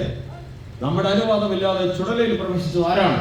അവർ ഞെട്ടിപ്പോയി. അവർ കൈകൾ കൂപ്പി വിറച്ച് മുന്നോട്ട് വന്നു, ഞാനൊരു അബലയായ സ്ത്രീയാണ്. നിങ്ങളൊരു അബലയാണെങ്കിൽ ഈ ചുടലിൽ നിന്ന് പ്രവേശിച്ചു, എന്റെ കുഞ്ഞ് മരിച്ചുപോയി, എന്റെ കുഞ്ഞിനെ ദഹിപ്പിക്കുവാൻ വേണ്ടി വന്നതാണ്. നിങ്ങളുടെ കുഞ്ഞിനെ ചുടലിൽ ദഹിപ്പിക്കണമെങ്കിൽ നമ്മുടെ അനുവാദം വാങ്ങണ്ടേ? ഇവിടെ ഫീസ് കെട്ടിവെക്കണ്ടേ? എന്റെ കയ്യിലില്ല. ഫീസ് കെട്ടിവെക്കാൻ ഒരു നിവൃത്തിയിൽ എന്റെ കയ്യിൽ പണമില്ലാത്തത് കൊണ്ടാണ് ഞാൻ ചോദിക്കാത്തത്. എങ്കിൽ സാധ്യമല്ല. ഇവിടെ ഇതിന് നിർബന്ധമായ ഫീസ് കെട്ടണം. അതിന് നിവൃത്തിയില്ലെങ്കിൽ നിങ്ങളുടെ കുഞ്ഞിനെ ദഹിപ്പിക്കാൻ നാം അനുവദിക്കില്ല. അങ്ങനെ പറയരുത്. ഒരു മാർഗവും ഇല്ലാത്തൊരവലയാണ് ഞാൻ. സാധ്യമല്ല. നിങ്ങളുടെ കയ്യിൽ പണമില്ലെന്ന് നാം മനസ്സിലാക്കുന്നു, പക്ഷെ നാം സമ്മതിക്കില്ല. കാരണം എന്നെ ഈ പണിയേൽപ്പിച്ച രാജാവിനോട് കള്ളം പറയാൻ സാധ്യമല്ല. ഇന്ന് 10 ശബ്ദാഹങ്ങൾ നടന്നിട്ടുണ്ടെങ്കിൽ ഞാൻ ഒരെണ്ണം മറച്ചു വെച്ച് 9 പറയണ്ടേ? നുണ പറയാൻ സാധ്യമല്ലാത്തത് കൊണ്ട് മാത്രം നിങ്ങളുടെ കുഞ്ഞിനെ ദഹിപ്പിക്കാൻ നാം അനുവദിക്കില്ലെന്ന് സാക്ഷ്യം പിടിച്ചു നിൽക്കുന്ന ആ കാവൽക്കാരന് മുമ്പിൽ ആ അമ്മ പൊട്ടിക്കരഞ്ഞു പോയി. എൻ ജീവിതാശയുടെ അന്തിമവായു വീശി കത്തിച്ചതാണു ചിതയൻ മകനെ ചുടാനായി രക്ഷിക്കണം കരുണ ചെയ്തൊരു വസ്തു അങ്ങേ കർപ്പിക്കുവതിലുള്ള കയ്യിലില്ല.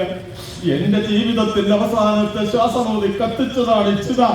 എന്റെ കുഞ്ഞിനെ ദഹിപ്പിക്കാൻ അങ്ങ് അനുവദിച്ചേ മതിയാകൂ എന്ന് പൊട്ടിക്കരഞ്ഞ് അപേക്ഷിച്ചു നിൽക്കുകയാണ് അമ്മ. കൈകൂപ്പി നിൽക്കുകയാണ്. ആ രാജാവ് വളരെ വേദനയോടെ നമ്മുടെ കാവൽക്കാരൻ ദയനീയമായി ആ സ്ത്രീയെ സൂക്ഷിച്ചു നോക്കി. എന്ന് പറഞ്ഞെങ്കിൽ, നിങ്ങളുടെ കഴുത്തിൽ കിടക്കുന്ന ആ താലി ഇങ്ങോട്ട് അഴിച്ചു തന്നോളൂ. എന്താ? എന്റെ താലിയോ? അങ്ങ് ആരാണ്? എന്തേ നിങ്ങളുടെ താലി ചോദിക്കുമ്പോ നിങ്ങൾ ഇങ്ങനെ പൊട്ടിത്തെറിക്കുന്നത്? എന്താണ് കാരണം? കാരണമുണ്ട്. എന്റെ കഴുത്തിൽ ഈ താലി ചാർത്തിയ എന്റെ ഭർത്താവിനല്ലാതെ മറ്റാർക്കും ഈ താലി കാണാൻ സാധ്യമല്ല. അതുകൊണ്ടാണ് ഞാൻ ചോദിക്കുന്നത്, അങ്ങ് ആരാണ്? നീ ചന്ദ്രമതിയാണോ? അതെ, ഞാൻ എന്റെ ഹരിചന്ദ്രനല്ലേ. അവർ രണ്ടുപേരും തിരിച്ചറിഞ്ഞു. സ്നേഹാശ്രുക്കൾ വഴിച്ച് ആലിംഗനബദ്ധരായി നിൽക്കുകയാണ്. ആ സ്റ്റേജിൽ ഉടൻ ദൈവം പ്രത്യക്ഷപ്പെട്ടു. എന്താ കാരണം? 7-14 ലോകങ്ങളും പ്രശസ്തി നേടിയ രാജ്യത്തിന്റെ സകലമായ സമ്പത്തും രാജപദവിയും എല്ലാം നഷ്ടപ്പെട്ടപ്പോഴും, ഏറ്റവും പ്രിയങ്കരിയായ ഭാര്യയും സ്നേഹസമ്പന്നനായ വത്സലപുത്രനെയും വിൽക്കേണ്ടി വന്ന് നഷ്ടപ്പെടുത്തിയപ്പോഴും, ഏറ്റവും ഒടുവിൽ ഒരമ്മ നിസ്സഹായായ അമ്മയുടെ കുഞ്ഞിന്റെ ജഡം ദഹിപ്പിക്കാൻ 10 പൈസയ്ക്ക് പോലും വിട്ടുവീഴ്ചയില്ലാതെ സത്യസന്ധതയിൽ ഉറച്ചു നിന്ന ഹരിചന്ദ്ര മഹാരാജാവിന്റെ സത്യനിഷ്ഠയ്ക്ക് മുമ്പിൽ ആ പരീക്ഷണം അമ്പയെ പരാജയപ്പെട്ടു. ദൈവം പ്രത്യക്ഷപ്പെട്ടു. ദൈവം ആ കുഞ്ഞിന് പുനർജന്മം നൽകി. എന്നിട്ട് ഹരിചന്ദ്രൻ അനുഗ്രഹം കൊടുത്ത രാജ്യവും സകല സമ്പത്തും രാജപദവി തിരിച്ചു കൊടുത്ത് ദൈവം അനുഗ്രഹിച്ചു. ഹരിചന്ദ്ര, നിന്റെ നാമം ആചന്ദ്രതാരം നിലനിൽക്കും. ഈ പ്രപഞ്ചമുള്ളിടത്തോളം കാലം ഹരിചന്ദ്ര മഹാരാജാവിന് ആരും മറക്കില്ലെന്ന് ദൈവം അനുഗ്രഹം കൊടുത്ത് ആ സ്റ്റേജിൽ നിന്ന് സാവധാനം മറഞ്ഞു പോകുന്നു. കർട്ടൻ സാവധാനം വീഴുന്നു. 2000-ഓളം വരുന്ന കണ്ടിരുന്ന ഭക്തജനങ്ങളുടെ കണ്ണുകളിൽ നിന്ന് നിരവധി തവണ ചൂട് കണ്ണുനീർ തുള്ളികൾ താഴെ വീണു. അതേപോലെ തന്നെയാണ് മോഹൻദാസ് കരംചന്ദ് ഗാന്ധി എന്ന 12കാരന്റെ കണ്ണുകളിൽ നിന്നും സംഭവിച്ചത്. എന്നാൽ ഭക്തജനങ്ങളെ നിങ്ങൾ ഓർക്കുക, അത് മാത്രമല്ല മോഹൻദാസിന് സംഭവിച്ചത്. പിന്നെയോ, ആ 2.5 മണിക്കൂർ നേരം നീണ്ട നാടകത്തിനൊടുവിൽ ആ കുട്ടി ഒരു തീരുമാനമെടുത്തു. ഇനി എന്റെ ജീവിതത്തിൽ എത്ര കാലം ബാക്കിയുണ്ടോ ആ ജീവിതത്തിൽ ഒരിക്കൽ പോലും ഞാൻ കള്ളം പറയില്ല.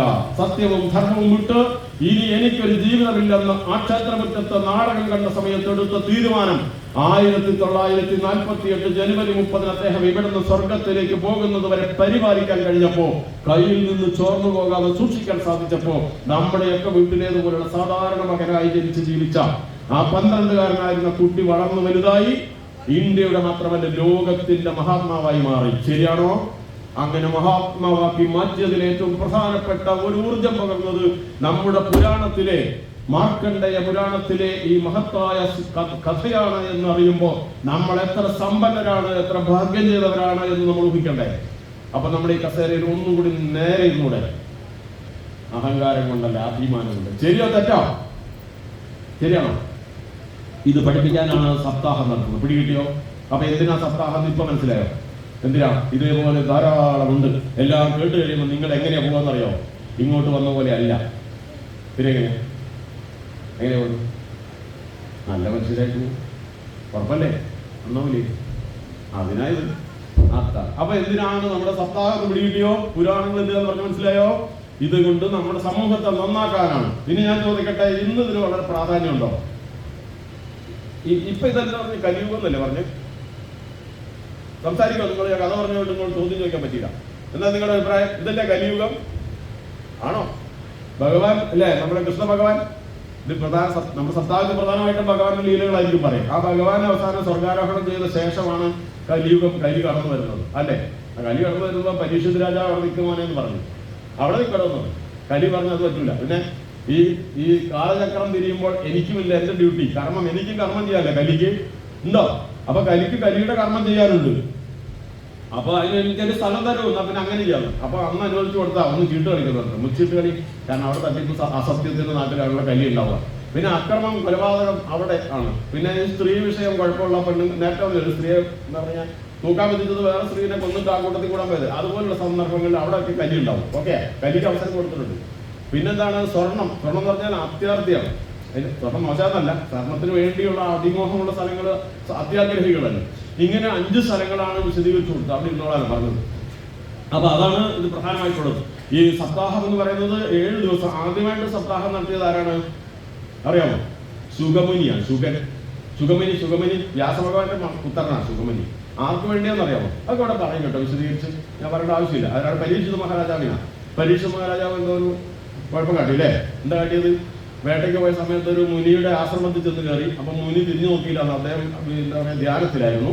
അങ്ങനെ ഉണ്ടോ ദേഷ്യം പിടിച്ചിട്ട് ഒരു ചത്ത പാമ്പിനെ എടുത്ത് തോളത്തിട്ടോന്നൊക്കെ കേട്ടില്ലേ? അതുകൊണ്ട് വിശദീകരിച്ച് പറയും. അത് ശമീക മുനിയുടെ കഴുത്തിലിട്ടത്. അപ്പൊ അത് കണ്ടുകൊണ്ടാണ് ശമീക മുനിയുടെ പുത്രൻ ശൃംഗി കടന്നു വരുന്നത്. അദ്ദേഹം ഇവിടെ തന്നെ ഈ നമ്മുടെ പരീക്ഷിത മഹാരാജാവിനെ അച്ഛനെ ഇങ്ങനെ അപമാനിച്ചതിന് ശപിച്ചതാണ് 7 ദിവസത്തിനുള്ളിൽ തക്ഷകൻ എന്ന സർപ്പം വന്ന് നിങ്ങളെ ദംശനം നടത്തിയത്. സർപ്പദംശനത്താൽ മരിച്ചു എന്ന് പറയാണ്. അപ്പൊ അവിടെ നിന്ന് പിന്നെ വേവലാതി കൊണ്ട് എന്ത് ചെയ്യണമെന്ന് അറിയാതെ ആകെ പരവശനായി 7 ദിവസത്തിൽ മരിച്ചു പോയില്ലേ. അങ്ങനെ വിഷമിച്ച് ഗംഗാനദി തീർത്ത് പോയി മോക്ഷത്തിന് മാർഗമൊക്കെ ആലോചിച്ചിരിക്കുമ്പോഴാണ് വ്യാസഭഗവാന്റെ പുത്രനായിട്ടുള്ള ശുഗമുനി എത്തിയിട്ട് നമ്മളിപ്പോ പറഞ്ഞ ഈ മഹാഭാഗവതം, നമ്മുടെ മഹാഭാഗവതല്ലേ, 7 ദിവസം കൊണ്ട് പറഞ്ഞ് പഠിപ്പിച്ചു കൊടുത്തു. അതിന്റെ ബാക്കിയായിട്ടാണ് ഈ സപ്താഹം നടത്തുന്നത്. 7 ദിവസം, 10 ദിവസം. സൂര്യ ഉദയത്തിന് ശേഷവും സൂര്യാസ്തമയത്തിന് മുമ്പുമാണ് വായിക്കുക അല്ലെങ്കിൽ ചർച്ച ചെയ്യുക. അപ്പൊ അങ്ങനെ അതാണ് ആദ്യത്തെ ഭാഗവത സപ്താഹം. അങ്ങനെ അത് എല്ലാം കേട്ട് കഴിഞ്ഞപ്പം ഈ പറയുന്ന പരീക്ഷിത മഹാരാജാവിന് മനസ്സിലായി ഈ ലോകം എന്ന് പറഞ്ഞു കഴിഞ്ഞാല് എന്താണ്, ഇതൊക്കെ ക്ഷണികമാണ് അല്ലെ, ഇതിലൊന്നും അർത്ഥമില്ല. അതുകൊണ്ട് ജീവിതത്തിലേക്ക് പരമമായ ലക്ഷ്യം മോക്ഷമാണ്. അപ്പൊ അതുകൊണ്ട് ഈ ദേഹം വെടിഞ്ഞാലും അതിനേക്കാളും മോക്ഷത്തിൽ എത്തി ഈശ്വരന്റെ പാദത്തിൽ ചേർന്ന് അതിനേക്കാളും ശ്രേഷ്ഠമായിട്ടുള്ള ഒരു അവസ്ഥയിലാണ് എത്തിച്ചേരുന്നത്. അപ്പം മരണം എന്ന് പറയുന്നത് ദുഃഖിക്കാനുള്ളതല്ല, സന്തോഷിക്കാനുള്ളതാണെന്ന ബോധ്യത്തിൽ കൊണ്ടുചെന്ന് ദുഃഖമില്ലാതെ അദ്ദേഹത്തിന് മോക്ഷത്തിന് വഴിയിലേക്ക് കൊടുക്കുകയാണ് നമ്മൾക്ക് ഈ പറയുന്ന ശുഗമുനി ചെയ്തു കൊടുത്ത അദ്ദേഹത്തിന്. ആ സംഭവമാണ്. അപ്പൊ നമുക്കും ഈ ജീവിതത്തിൽ സന്തോഷവും സംതൃപ്തിയും സമാധാനവും എങ്ങനെ നേടിത്തരാമെന്നും പിന്നീട് ജീവിതത്തിന്റെ ഏറ്റവും അവസാനത്തെ ലക്ഷ്യം എന്താണ്? മോക്ഷമാണ് അല്ലേ? അങ്ങനെ കേട്ടിട്ടുണ്ടോ? നമുക്ക് അങ്ങനെയാണ്. അതിനുള്ള വഴിയും ഇതിലൂടെ ലഭിക്കുമെന്നത് കൊണ്ടാണ് ഇത് നിർവഹിക്കുന്നത്. അപ്പൊ അത് ഈ കലിയുഗത്തിൽ വളരെ അത്യാവശ്യമാണെന്ന് ഞാൻ പറഞ്ഞത്. ഞാൻ പറഞ്ഞല്ല കേട്ടോ, ഇത് ഭാഗവതത്തിൽ തന്നെയുണ്ട്. 12-ാം സ്കന്ധത്തിൽ അതാ പറയുന്നത്. കലിയുഗം എങ്ങനെയായിരിക്കും? അതാ നേരത്തെ ഞാൻ പറഞ്ഞു, ചീട്ടുകളി മുച്ചീട്ടുകളി എല്ലാം ഉള്ള സ്ഥലത്ത് അല്ലേ ഇത് ഉണ്ടാവും എന്ന് പറഞ്ഞത്. കലിയുടെ പണിയാണ് ഈ പത്രത്തിലേക്ക് കാണുന്നത്. എന്ത് വേണ്ട, ശബരിമലയിലും കാണുന്നത് തന്നെ. ശബരിമലയിൽ കുറച്ച് കലി കയറിയിട്ടുണ്ടല്ലേ, ഇവിടെ പറയണ്ടല്ലോ.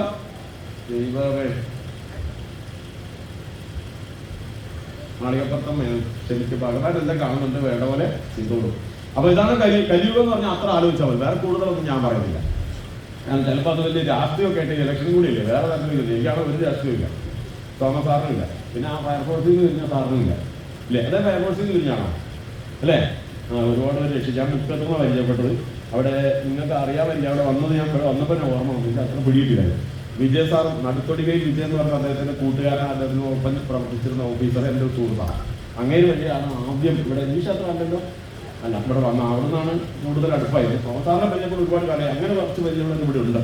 അപ്പൊ എന്തായാലും ഏതാണ് ഇപ്പൊ ഇവിടെ ഈ കലിയുഗത്തിൽ പ്രാധാന്യം. അപ്പൊ ചോദിക്കട്ടെ, യുഗങ്ങൾ എത്രയുണ്ട് എല്ലാവർക്കും അറിയാം? പറഞ്ഞോ, സ്വാമി പറയും. സമ്മാനം തന്നെ ഇപ്പോഴല്ലേ കുറച്ച് 4 അല്ലേ? 4ആണോ 4ആണോ? നിങ്ങൾ പറയും. നല്ല പിന്നെ മാതൃസമിതിക്കാരാണോ അല്ലേ? അല്ലേ? ആ വേഷം കണ്ടാ അറിയാലോ, മാതൃസമിതി നിർദ്ദേശിച്ചിട്ടുണ്ട്. അവിടെ ഉണ്ടല്ലോ ഒരു മാതൃസമിതി. യുഗങ്ങൾ 4 അല്ലേ? ആദ്യത്തെ യുഗത്തിന്റെ പേരറിയോ? കുട്ടി മാതൃസമിതിയാ? കിട്ടൂല. ഏതാ ആദ്യത്തെ യുഗത്തിന്റെ പേര്? ഇനി ചോദ്യോത്തരാ, ഉറങ്ങിയാന്ന് പഠിച്ചിട്ടാ. ഏതാണ്? ഒന്നാം എല്ലാവർക്കും അറിയാം കേട്ടോ. നിങ്ങൾ മറന്നുപോയിട്ടുണ്ടെങ്കിൽ അത് ഓർമ്മപ്പെടുത്തുന്നത് മാത്രമേ ഉള്ളൂ. നിങ്ങൾക്ക് അറിയാത്തത് എനിക്ക് അറിയാവുന്നല്ല കേട്ടോ. മനസ്സിലായോ? ആദ്യത്തെ യുഗത്തിന്റെ ഒരു സത്യയുഗം ഏതാണ്? ഒത്തിരി പറഞ്ഞോട്ടെ കുട്ടികളെ, ഹലോ സുഹൃത്തുക്കളെ, നിങ്ങൾ ഇവിടെ ഇല്ലേ? സത്യയുഗം അല്ലെങ്കിൽ കൃതയുഗം. അത് കഴിഞ്ഞാലോ ത്രേതായുഗം. പിന്നെയോ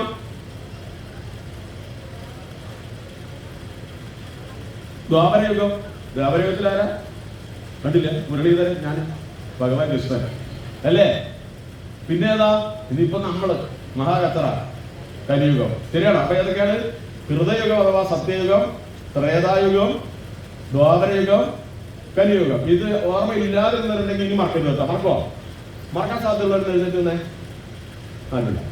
അതില് ഇതിനകത്തൊരു ക്രമമുണ്ട്. എന്താ പറയാ? ആദ്യത്തെ യുഗം ഉണ്ടല്ലോ സത്യയുഗം അഥവാ കൃതയുഗം. കൃത എന്ന് പറഞ്ഞാൽ 4 എന്നർത്ഥം. അപ്പൊ 4 ഭഗവാന്റെ 4 അവതാരങ്ങൾ ആ യുഗത്തിലാണ്. അത് നിങ്ങൾ പറയൂലേ? ഒന്നാമത്തെ അവതാരം ഏതാ? പറയില്ല, എനിക്കും ഞാൻ മറന്നു പോയിട്ട് ചോദിക്കാം. ഈ കുട്ടികൾ എന്താ ഇങ്ങനെ? ആരെങ്കിലും ഒന്ന് വിളിച്ചു പറഞ്ഞൂടെ?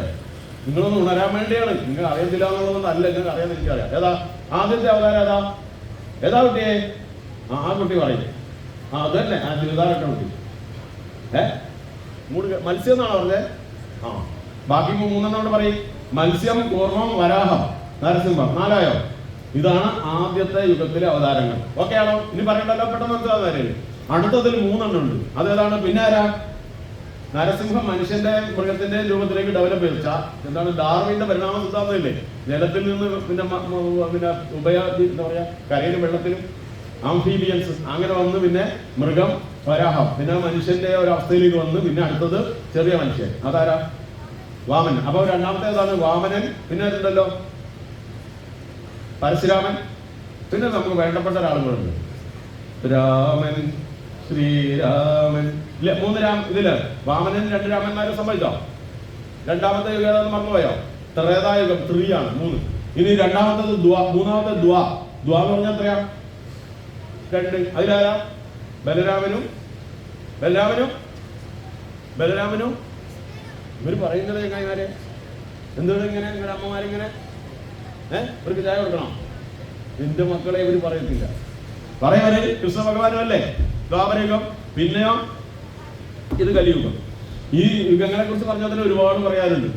ഏതായാലും എനിക്കിങ്ങനെ ഇപ്പൊ തോന്നുന്നുണ്ടായിരുന്നു, ആ എന്താ പറയാ സത്യയുഗത്തിൽ അല്ല എന്തായിരുന്നു ഹൃദയുഗത്തിൽ ജനിച്ചിരുന്നെങ്കിൽ എന്താ കാര്യം അറിയോ? എത്രയാണെന്നറിയോ? മനുഷ്യന്റെ ആയുസ് 1,00,000 വർഷം. എത്രയാ? 1,00,000 വർഷം. ഉയരം എത്രയാണെന്നറിയോ? 30 അടി 35 അടി. വിശ്വസിക്കുവോ? ഭാഗവതത്തിലുള്ള ഞാൻ പറയുന്നത്, ഇല്ലാത്തല്ല. മനസ്സിലായോ? എത്രയാ അന്നത്തെ ആയുസ്? 1,00,000. അത് കഴിഞ്ഞാൽ ത്രേതായുഗത്തിൽ 10,000 കൊല്ലം. ഒരാൾക്ക് ആയുസ് അന്നാലും മതിയായിരുന്നില്ലേ? വേണ്ടല്ലേ? എന്തിനാ? അത് കഴിഞ്ഞാൽ പിന്നെ ദ്വാപരയുഗത്തിൽ 1000 വർഷം ആയുസ്. അത് കഴിഞ്ഞാൽ കലിയുഗത്തിൽ 100. ശരിയാണ്. അപ്പൊ 100, 65, 50 കുറയാണ്. പിന്നെ കലിയുഗത്തിൽ പറയുന്നത് അവസാനം ആകുമ്പോഴത്തേക്ക് നമ്മുടെ മനുഷ്യന്റെ ആയുസ് നമുക്കൊന്നും പേടിക്കണ്ട കേട്ടോ. ആയുസ് 25-30 ആവുന്ന. എത്രയാ? 25. ഇപ്പൊ പൊക്കം പറയുന്നത് 6 അടിയാ മാക്സിമം. ഇതിന് കലിയുഗം അവസാനിക്കാറാകുമ്പോഴത്തേക്കും അത് 3 അടി 4 അടി ആവും. അപ്പൊ എത്ര ഉണ്ടാവും? ഇത്ര പൊക്കം, 25 കൊല്ലം. അപ്പൊ പഠിത്തം 10ാമത്തെ വയസ്സിൽ പൂർത്തിയാക്കണം, 12ാമത്തെ വയസ്സിൽ കല്യാണം കഴിപ്പിക്കണം, വേണ്ടേ? ആകെ 25 ഉള്ള വയസ്സ് കേട്ടോ. അപ്പൊ നമ്മൾ വെച്ചാലേ രക്ഷപ്പെട്ട് ഭഗവാനെ ഇപ്പോഴെങ്കിലും അവസരം തന്നല്ലോ, സമാധാനിക്കാം. അപ്പൊ അതാണ് ഇതുപോലെ ഒരുപാട് വിഷയങ്ങളുണ്ട്. അതുപോലെ അന്ന് ആദ്യത്തെ യുഗത്തിൽ ദേവന്മാരും അസുരന്മാരും 2 ഗ്രഹങ്ങളിലായിരുന്നു താമസിച്ചിരുന്നത്. ദേവന്മാരും അസുരന്മാരും ഇല്ലേ? ദേവന്മാർ താമസിച്ചിരുന്നത് സ്വർഗത്തിലല്ലേ? ആണോ എന്ന് പറയും. അസുരന്മാരോ നരകം. 2 ഗ്രഹങ്ങളാന്ന് പറഞ്ഞു. അതിനുശേഷം ത്രേതായുഗത്തിൽ 2 രാജ്യത്തെത്തി. അതൊന്നും പറഞ്ഞു. ആ 2 രാജ്യം ഏതായിരുന്നു? നല്ല പരിചയമുള്ള അസുരന്മാർ താമസിച്ച സ്ഥലത്ത് ഒരാൾക്ക് 10 തലയൊക്കെ ഉണ്ടായിരുന്നു. ഏതാ രാജ്യം? ക്ലൂ അത്. 10 തലയുള്ള ഒരാള് ലങ്ക. അപ്പൊ ഇപ്പുറത്തോ ദേവന്മാരെവിടെയായിരുന്നു? അയോധ്യയിൽ. ശരിയായോ? 2 രാജ്യം. അത് കഴിഞ്ഞ് ദ്വാപരയുഗത്തിൽ 2 കുടുംബമായി മാറി. ആ കുടുംബം എന്ന് പറഞ്ഞേ പറയും. ആലോചിച്ചാൽ അറിയുന്ന, നിങ്ങൾക്ക് അറിയാത്തതൊന്നും ഞാൻ പറയുന്നില്ലല്ലോ. ഏതായിരുന്നു 2 കുടുംബം? ഒരാളുടെ ഒരു നേതൃത്വത്തിൽ ഇരുന്ന ഒരു കുടുംബത്തിന് തലവന് കാഴ്ചയില്ലായിരുന്നു. അപ്പൊ അതിന് മൂപ്പരെ പെണ്ണുങ്ങളും കണ്ണു കെട്ടി. കൗരവര്. അതാണ് പറഞ്ഞത് കൗരവ കുടുംബം. ഇവിടെ കുഴപ്പമില്ലല്ലോ, നിർത്തണ്ടല്ലോ. കൗരവ കുടുംബമല്ലേ? അതൊരു കുടുംബമല്ലേ കുഞ്ഞുങ്ങളെ? മറ്റേ കുടുംബം ഏതാ? പാണ്ഡവ കുടുംബം, ദേവന്മാര്. ഇപ്പൊ പിടി കിട്ടിയോ? ഇത്ര മനസ്സിലായോ? ഈ കലിയുഗത്തിലോ അതിനാണ് പ്രാധാന്യം. അത് പറയാതെ ഇപ്പം പറഞ്ഞു. കലിയുഗത്തിൽ ദേവനും അസുരനും എവിടെയുള്ളേ? ആദ്യത്തെ പറഞ്ഞ 2 ഗ്രഹങ്ങളായിരുന്നു, പിന്നെ 2 രാജ്യങ്ങളായിരുന്നു, പിന്നെ പറഞ്ഞ 2 കുടുംബമാണ്. ഇപ്പൊ എവിടെയാണെന്നറിയോ? ഒറ്റ ആളിന്റെ ഉള്ളിൽ തന്നെ, ഓരോ ആളുകളുടെയും ഉള്ളിൽ തന്നെയാണ് ഇപ്പൊ ദേവനും അസുരനും. ശരിയാണോ തെറ്റാണോ? ഇവർ സമ്മതിക്കില്ല സ്വാമസാർ. എന്നാലും ഞാൻ പറയാം, ഇപ്പൊ നിങ്ങൾ എല്ലാവരും ദേവന്മാരാണ്. ഇനി നിങ്ങൾ തിരിച്ചു പോയിട്ട് രാത്രി 11 മണിക്ക് വീട്ടിൽ അടുത്ത് വന്നാൽ ചിലപ്പോൾ ചില അസുരന്മാരുടെ ശബ്ദം കേൾക്കാം. ശരിയാണോ? പണ്ടത്തെ ഒണീഡ ടിവിയുടെ ഒരു പരസ്യം കിട്ടുന്നുണ്ട്. അതിന് കൊമ്പൊക്കെ വന്ന് മുഖമൊക്കെ ചുമന്നു. നിന്നോട് ഞാൻ പറഞ്ഞില്ലേ പലവട്ടം കഞ്ഞിക്ക് ഇത്ര ഉപ്പൊഴിക്കരുതെന്നോ? ശരിയാണോ? ചാടാറുണ്ടോ? ആ ചാടിയവരുടെ നേരത്തെ പറഞ്ഞ ശബരിമലയിൽ കുറവ് പേര് ചാടിയിട്ടാണ് ജയിലിൽ പോയത്. ശരിയാണോ? അവർ പുറത്ത് നമ്മുടെ കൂടെ വന്നാലോ ദേവനാണ്. അവർ ചില അവരുടെ സ്വന്തമായ അവസരം വരുമ്പോഴോ അവർ അസുരനാണ്. അതുപോലെ ഇപ്പൊ നമ്മൾ നേരത്തെ ഒരു സ്ത്രീയുടെ ശിക്ഷ പറഞ്ഞില്ലേ? അവർ ഇന്നിപ്പോ ഒരു 4 പുരുഷന്മാരാണോ 3 പിടികൂടിയിട്ടുണ്ട്. മലപ്പുറത്തുള്ളവരാണ് എൻ്റെ ഓർമ്മ. നമ്മുടെ ജില്ലയുടെ വടക്കെവിടെയാ സ്ഥലം? പേരാമ്പ്ര. എവിടെ പോയിട്ട് പിന്നെ ആത്മീയമായ ചികിത്സയിലൂടെ രോഗം മാറ്റി കൊടുക്കാന്ന് പറഞ്ഞിട്ട് 1 കോടി രൂപ തട്ടിച്ച് പോയിട്ടുള്ള 4 പേര് നർസിനുണ്ട്. ഇന്നത്തെ പട്ടണത്തിലുള്ളതാണ്. അപ്പൊ ഇതൊക്കെ ആരാണ്? അവരെ നമ്മുടെ മുന്നിൽ വരുമ്പോൾ അവർ ദേവനാണ്. പണം തട്ടിക്കുമ്പോൾ അവരാരാണ്? അസുരനാണ്. ഇപ്പൊ മനസ്സിലായോ? അപ്പൊ നമ്മുടെ ഉള്ളിൽ തന്നെ ആരുണ്ട്? ദേവനും അസുരനുണ്ട്. സമ്മതിച്ചോ? തെറ്റില്ലല്ലോ. ഇതൊക്കെ ഭഗവാൻ ഇത്ര വർഷങ്ങൾക്ക് മുമ്പ് അത് കറക്റ്റ് പറഞ്ഞിരിക്കുന്നത്. എന്നിട്ടാ പറയുന്നത് നമ്മുടെതൊക്കെ തെറ്റാണ്. എന്തൊരു കഷ്ടമാണ് ഇപ്പൊ സത്യമായിട്ട് സംഭവിച്ചുകൊണ്ടിരിക്കുക. അപ്പൊ അങ്ങനെ ഉള്ള ഒരവസ്ഥ. പിന്നെ അതുപോലെ കൃത്യമായി പറയുന്നൊരു കാര്യം, കൃതയുഗ സത്യയുഗത്തിൽ മനുഷ്യർ 100% നല്ലവരാണ്. അത് ദേവന്റെ സ്വഭാവമാണ്. അതൊരു സ്വഭാവത്തിനടിസ്ഥാനത്തിലാണ് ദേവനോത്സവം പറയുന്നത്, വേറെ അല്ലല്ലോ. 100% മനുഷ്യരും അന്ന് ദേവന്മാരാണ്. സത്യധർമാദികൾ വിളിച്ച് ഞാൻ പറഞ്ഞല്ലോ, സിംഗാപ്പൂർ പറഞ്ഞ ഓർമ്മയുണ്ടോ? തുടക്കത്തിൽ ഇന്ന് ഓർമ്മയുണ്ടോ? ഒരു വീടുകളും ഒന്നും അടച്ചിടണ്ടാത്ത മനുഷ്യർ നന്മ നിറഞ്ഞ കള്ളന്മാരില്ലാത്ത നാടിന്റെ പേര് പറഞ്ഞില്ല, സിംഗാപ്പൂര് എന്ന് പറഞ്ഞതുപോലെ ആദ്യത്തെ യുഗത്തിൽ മുഴുവൻ മനുഷ്യരും നല്ലവര്. പിന്നെ പറയുന്നു, ഭാഗവതത്തിലുള്ളതാട്ടോ ഞാൻ പറയുന്നത്, പിന്നെ പറയുന്നു അവസാന 12ാമത്തെ സ്കന്ധത്തില് പിന്നെ പറയുന്നത് 4-3% ആളുകൾ നല്ലവരും. അതിനൊരു കാളയുടെ കാര്യമൊക്കെ ഉപമിച്ചുകൊണ്ട് കഥ എന്താ നേരമല്ല പറയുന്നത്. അപ്പൊ അങ്ങനെ 4-4% 4-3% നല്ലൊരു 4-1 അഥവാ 4 ഭാഗം മനുഷ്യർ കേടായി. 3ാമത്തെ ഇതിൽ വരുമ്പോൾ പകുതി കേടായി. അതായത് 4-2 നല്ലവരും 4-2 പകുതി. ഇപ്പൊ എത്രയെന്നറിയോ? 4-1 മാത്രമേ നല്ലതുള്ളൂ, 4-3 കേടായി. അതില് നമ്മുടെ ഈ സ്ഥലത്തിന്റെ പേരെന്തായിരുന്നു? കരമംഗലത്തുള്ള 4-3 വിഭാഗം കേടുവന്നില്ലേ? അതിൽ ബാക്കി 4-1 നല്ലവരുള്ളൂ. അവർ പിടിച്ചിട്ടുണ്ട്. കണ്ടിട്ടുണ്ടോ? കരമംഗലത്തുള്ള മനുഷ്യരിൽ ദേവസ്വഭാവമുള്ള 4-1 ആളുകളെ ഉള്ളൂ. അതിൽ ഭൂരിപക്ഷം എവിടെ ഇരിപ്പുണ്ട്? ഈ മഹാവിഷ്ണു ക്ഷേത്ര സന്നിധിയിൽ ഇരിപ്പുണ്ട്. കണ്ടോ? നിങ്ങളെ കണ്ടില്ല? നിങ്ങളാണ് നല്ല ആൾക്കാർ അല്ലേ? ഇനി ഞങ്ങളാരും അങ്ങനെ നല്ലവരല്ലെന്നിട്ട് എഴുന്നേറ്റുണ്ടോ പറഞ്ഞാൽ ഞാൻ സമ്മതിക്കാം. എന്റെ നോട്ടത്തിൽ നല്ല മനുഷ്യരാണ്. ശരിയല്ലേ? അതാണ് ഈശ്വരവിശ്വാസത്തിന്റെ ഗുണം എന്ന് പറയുന്നത്. അപ്പൊ അങ്ങനെയാണ്. അതുകൊണ്ടാണ് എന്ത് വരുന്നത്? ഈ കലിയുഗത്തിൽ മനുഷ്യരെല്ലാം ഈ വിധത്തിൽ മോശപ്പെട്ടു പോകുമ്പോൾ ഭഗവാൻ അന്ന് തിരിച്ചു പോകുമ്പോൾ, സ്വർഗത്തിലേക്ക് പോകുമ്പോൾ എന്ത് പറഞ്ഞു? സ്വർഗത്തിലേക്ക് പോകുമ്പോൾ ഈ പരീക്ഷിത രാജാവിനെ പോലുള്ളവർക്ക് ചോദിക്കുന്നുണ്ട്, അപ്പൊ ഇവിടെ എന്ത് ചെയ്യും ഈ കലിയുഗത്തിൽ? അതിനാണ് ഭഗവാന്റെ സ്വരൂപമായിട്ടുള്ള ഈ ഭാഗവതം നമുക്ക് തന്നത്. ഭഗവാന്റെ സത്യത്തിൽ കൃഷ്ണ ഭഗവാന്റെ അല്ലെങ്കിൽ വിഷ്ണു ഭഗവാന്റെ സ്വരൂപം തന്നെയാണ് മഹാഭാഗവതം. ആ ഭാഗവതത്തിലെ കഥകൾ വായിച്ച് അതിലെ മൂല്യങ്ങൾ ഉൾക്കൊണ്ടാൽ നമ്മളെന്താവും ഈ കലിയുഗത്തിൽ നമ്മളുടെ മനസ്സ് ശുദ്ധീകരിക്കാൻ പറ്റുമെന്നാണ് പറയുന്നത്. ശരിയാണോ? ആണോ എന്നാണ് പറയുന്നത്. അപ്പൊ നമുക്ക് ഞാൻ സാർ സമയത്തിന്റെ അഭിപ്രായം പറയണേ. അത് ചോദിച്ചില്ല. അപ്പൊ ഇവിടെ വെള്ളം കുടിക്കണം, തണുത്ത വെള്ളം കുടിക്കാൻ പറ്റില്ല, എന്നൊക്കെ ഒരു വഴക്ക് പറയും. വേണ്ട സാരമില്ല. അപ്പൊ ഞാൻ പറഞ്ഞതാണ് ഈ കലിയുഗത്തിൽ നമുക്ക് ഈ ഭാഗവതത്തിന്റെ അല്ലെങ്കിൽ കഥയുടെ ആവശ്യമുണ്ടെന്നല്ലേ പറഞ്ഞത്. അപ്പൊ ഞാൻ ചോദിക്കട്ടെ, മനുഷ്യർക്ക് എത്ര ശരീരമുണ്ട്? നിങ്ങൾക്കൊക്കെ എത്ര ശരീരമുണ്ട്? എന്റെ കാര്യം പോട്ടെ, നിങ്ങളോട് ചോദിക്കാലോ. ആ കസവ് മുണ്ട കൊടുത്തിരിക്കുന്ന സഹോദര, നിങ്ങൾക്ക് എത്ര ശരീരമുണ്ട്? വെറുതെ ചോദിക്കട്ടോ, ഒരു വഴക്കുണ്ടാക്കരുത് ഇറങ്ങി വരുന്നു. ആര് പറയും? ഇപ്പൊ നിങ്ങളെല്ലാവരും നോക്കിയില്ല, അതിന് വേണ്ടി പറഞ്ഞ ഇനി പോവില്ല. പറയേ എത്ര ശരീരമുണ്ട്? ഒന്നാണോ രണ്ടാണോ? അമ്മ ഒന്നാ പറഞ്ഞേ, അത് രണ്ടോ? രണ്ടാ? ഒന്ന്? ഒന്നര? ഒന്നുള്ളൂ. നിങ്ങൾക്കോ? കുട്ടിക്ക് എത്ര ശരീരമുണ്ട്? ശരീരമേ ഇല്ല. വേണ്ട, അല്ല പിന്നെ കുട്ടിയുടെ പേര് മായാന്നാ. അതാ ആർക്ക് പറയാം? നിങ്ങൾ അറിയുന്നവരുണ്ട്. നമുക്ക് അറിയാമെങ്കിൽ അറിയത്തില്ലെങ്കിൽ ഉത്തരം പറയാം. എനിക്കറിയാവുന്നത് ഞാൻ പറയുന്നു. ചിലപ്പോൾ നിങ്ങൾക്ക് ഇതിനേക്കാളും അറിയുന്ന ആളുകൾ കൂടെ ഉണ്ട്. അവർ 2 ശരീരം ഉണ്ടെന്നാണ് ആധ്യാത്മികമായി പറയുന്നത്. അല്ലെ കുട്ടി? എത്രയുണ്ട്? 2. അതേതാ? ഒന്ന് സ്ഥൂല ശരീരം, മറ്റൊന്ന് സൂക്ഷ്മ ശരീരം. കേട്ടിട്ടില്ലേ? പ്രഭാഷണം നിങ്ങൾ കേട്ടിട്ടുണ്ടോ? നിങ്ങൾ പിന്നെ പറഞ്ഞു തെറ്റിപ്പോകുന്ന ചോദിച്ചു പറയാത്ത. എത്ര ശരീരമുണ്ട്?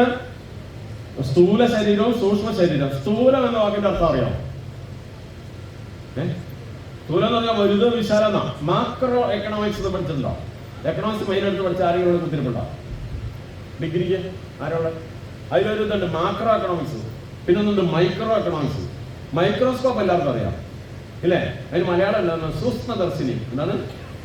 സൂക്ഷ്മ, പിന്നെ സൂക്ഷ്മ. അപ്പൊ മൈക്രോ എന്ന് പറഞ്ഞാൽ എന്താ? സൂക്ഷ്മം. അപ്പൊ മാക്രോ അതിന്റെ ഓപ്പോസിറ്റ് ആണെന്ന് പറഞ്ഞാൽ പിടികിട്ടി കാണും എന്ന് പറഞ്ഞാൽ സ്ഥൂലം എന്ന് പറഞ്ഞാൽ വലുത് വിശാലം. അതായത് ഒരു വനത്തെ കുറിച്ച് മൊത്തമായി പഠിക്കുന്നത് മാക്രോ സ്റ്റഡി. മാക്രോ സ്ഥൂലമായി പറഞ്ഞു. ഓരോ ചെടിയെയും എടുത്ത് ഓരോ മരുന്നിനെയും എടുത്ത് വേറെടുത്ത് പഠിക്കുന്ന മൈക്രോ അഥവാ എന്താ പറയാ സൂക്ഷ്മം. ഇനി എന്റെ സ്ഥൂല ശരീരം ഞാൻ നിങ്ങളെ കാണിക്കാം. ഇത് നിങ്ങൾ കാണുന്നതാണ്. നിങ്ങൾക്ക് നിങ്ങളുടെ ശരീരം കാണാം. ഈ കാണുന്നതാണ് ഏത്? നമ്മുടെ സ്ഥൂല ശരീരം. കണ്ടോ? എന്നെ കാണുന്നില്ലേ? കാണുന്നില്ല. മണ്ണും ജലം കനലും അമ്പരമോടുകാറ്റും എണ്ണിപ്പിടിച്ചറയിലിട്ടെരിയും കൊളുത്തി ദണ്ഡപ്പെടുത്തും ഒരു ദേവത ഇങ്കൽ നിന്നൻ പിണ്ടത്തിനും അമൃത് നൽകി വളർത്ത ശംഭോ. കേട്ടുണ്ടോ? പിണ്ടനന്ദി എന്ന് പറഞ്ഞ എന്താ പറഞ്ഞിരിക്കുന്നത്? മനുഷ്യനെ എങ്ങനെ സൃഷ്ടിച്ചതായി കൃത്യമായി പറയുന്നുണ്ട്. ഒന്നുകൂടെ പറയട്ടെ. മണ്ണും ജലം കനലും അമ്പരമോടുകാറ്റും എണ്ണിപ്പിടിച്ചറയിലിട്ടെരിയും കൊളുത്തി ദണ്ഡപ്പെടുത്തും ഒരു ദേവത ഇങ്കൽ നിന്നൻ പിണ്ടത്തിനും അമൃത് നൽകി വളർത്ത ശംഭോ. എങ്ങനെയാണ് ഞാൻ ഉണ്ടായത്? മണ്ണും ജലം കനലും അമ്പരമോട് കാറ്റും. 5 വസ്തു അതിലുണ്ട്. ഏതൊക്കെയാ? മണ്ണ്, ഭൂമി, ജലം, ജലത്തിന് എന്ന് പറയാല്ലേ വെള്ളം, പിന്നെ കനല് അഗ്നി, അമ്പരം ആകാശം, കാറ്റ്, വായു. സുഹൃത്തുക്കളെ, ഇത് നിങ്ങൾക്ക് പഞ്ചഭൂതങ്ങൾ അറിയില്ലേ? അറിയാതെ തലയാട്ടിക്ക് തലയാട്ടില്ല. പഞ്ചഭൂതങ്ങൾ എല്ലാവർക്കും അറിയില്ലേ? അറിയാം. എന്താണ് പഞ്ചഭൂതങ്ങൾ? ഈ പറഞ്ഞാണ് പ്രത്യം തേജോ വായു ആകാശം. ഒന്നുകൂടി പറയണോ?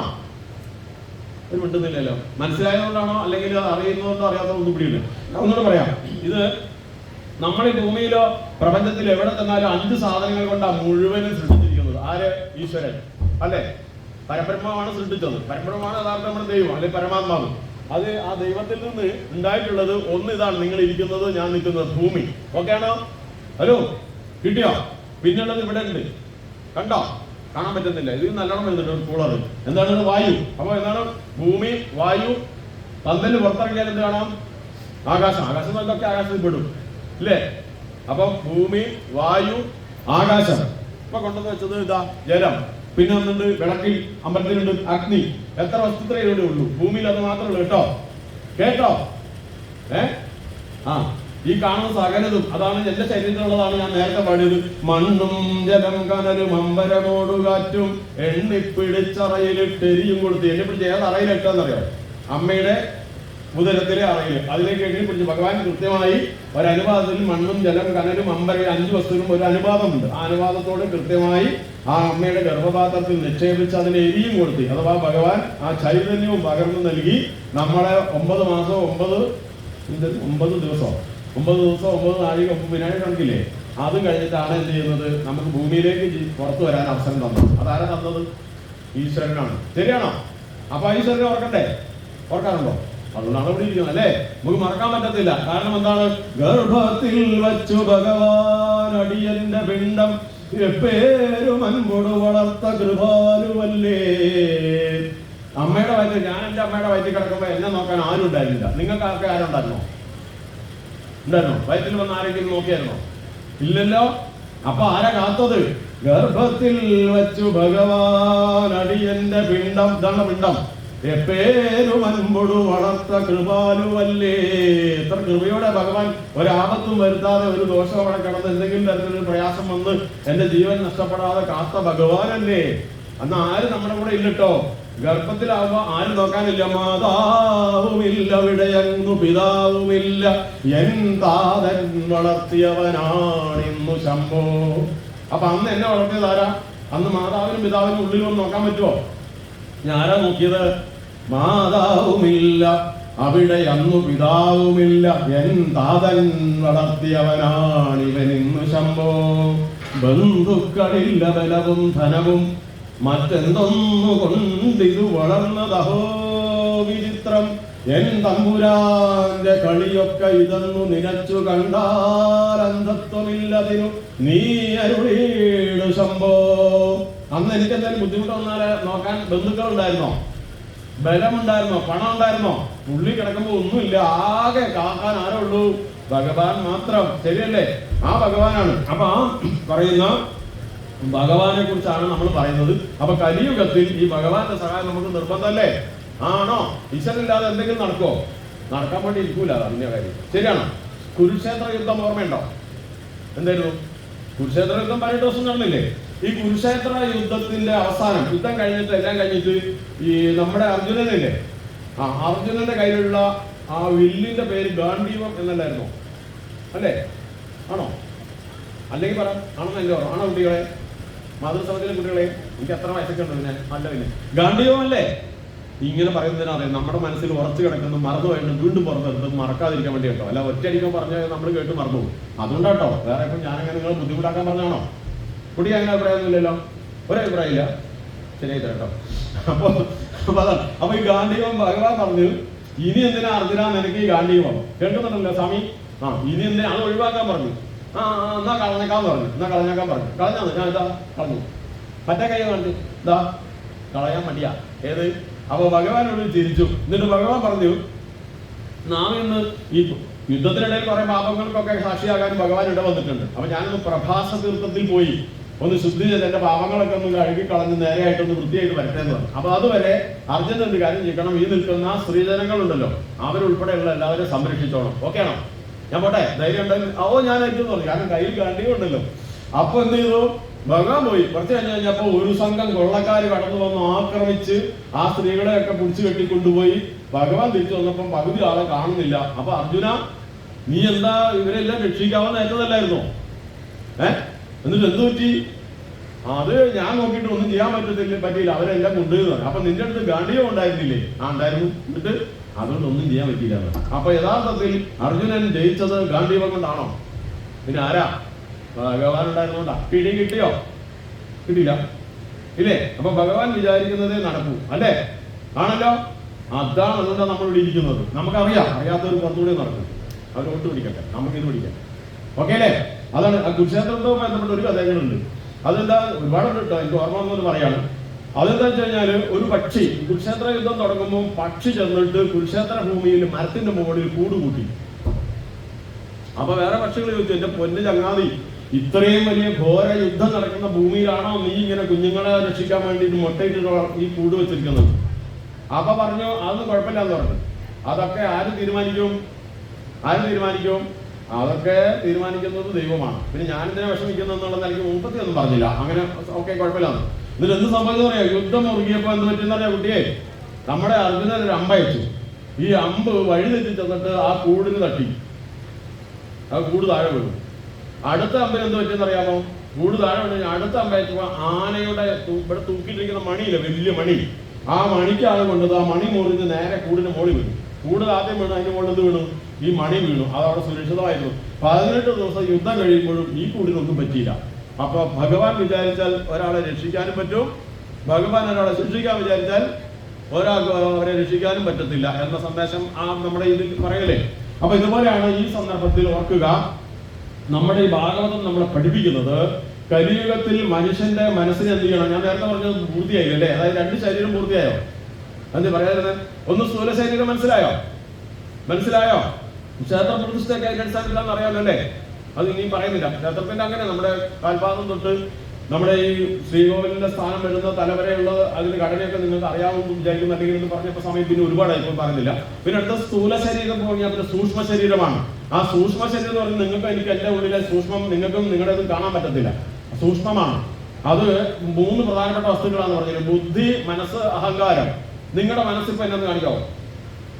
ആർക്ക് പറ്റും? ഒന്ന് പ്ലീസ്, ആർക്കെങ്കിലും പറ്റുമെങ്കിൽ കാണിക്കേ. ആശാൻ പാടിയിട്ടുണ്ട്, തന്നതില്ല വരനുള്ളു കാട്ടുവാൻ ഒന്നുമേ നരനുമായ ഈശ്വരൻ. നമ്മുടെ ഉള്ള ആരെയും കാണിച്ചു കൊടുക്കാൻ പറ്റത്തില്ല. അതുപോലെ അഹങ്കാരം കാണിക്കാൻ പറ്റുമോ?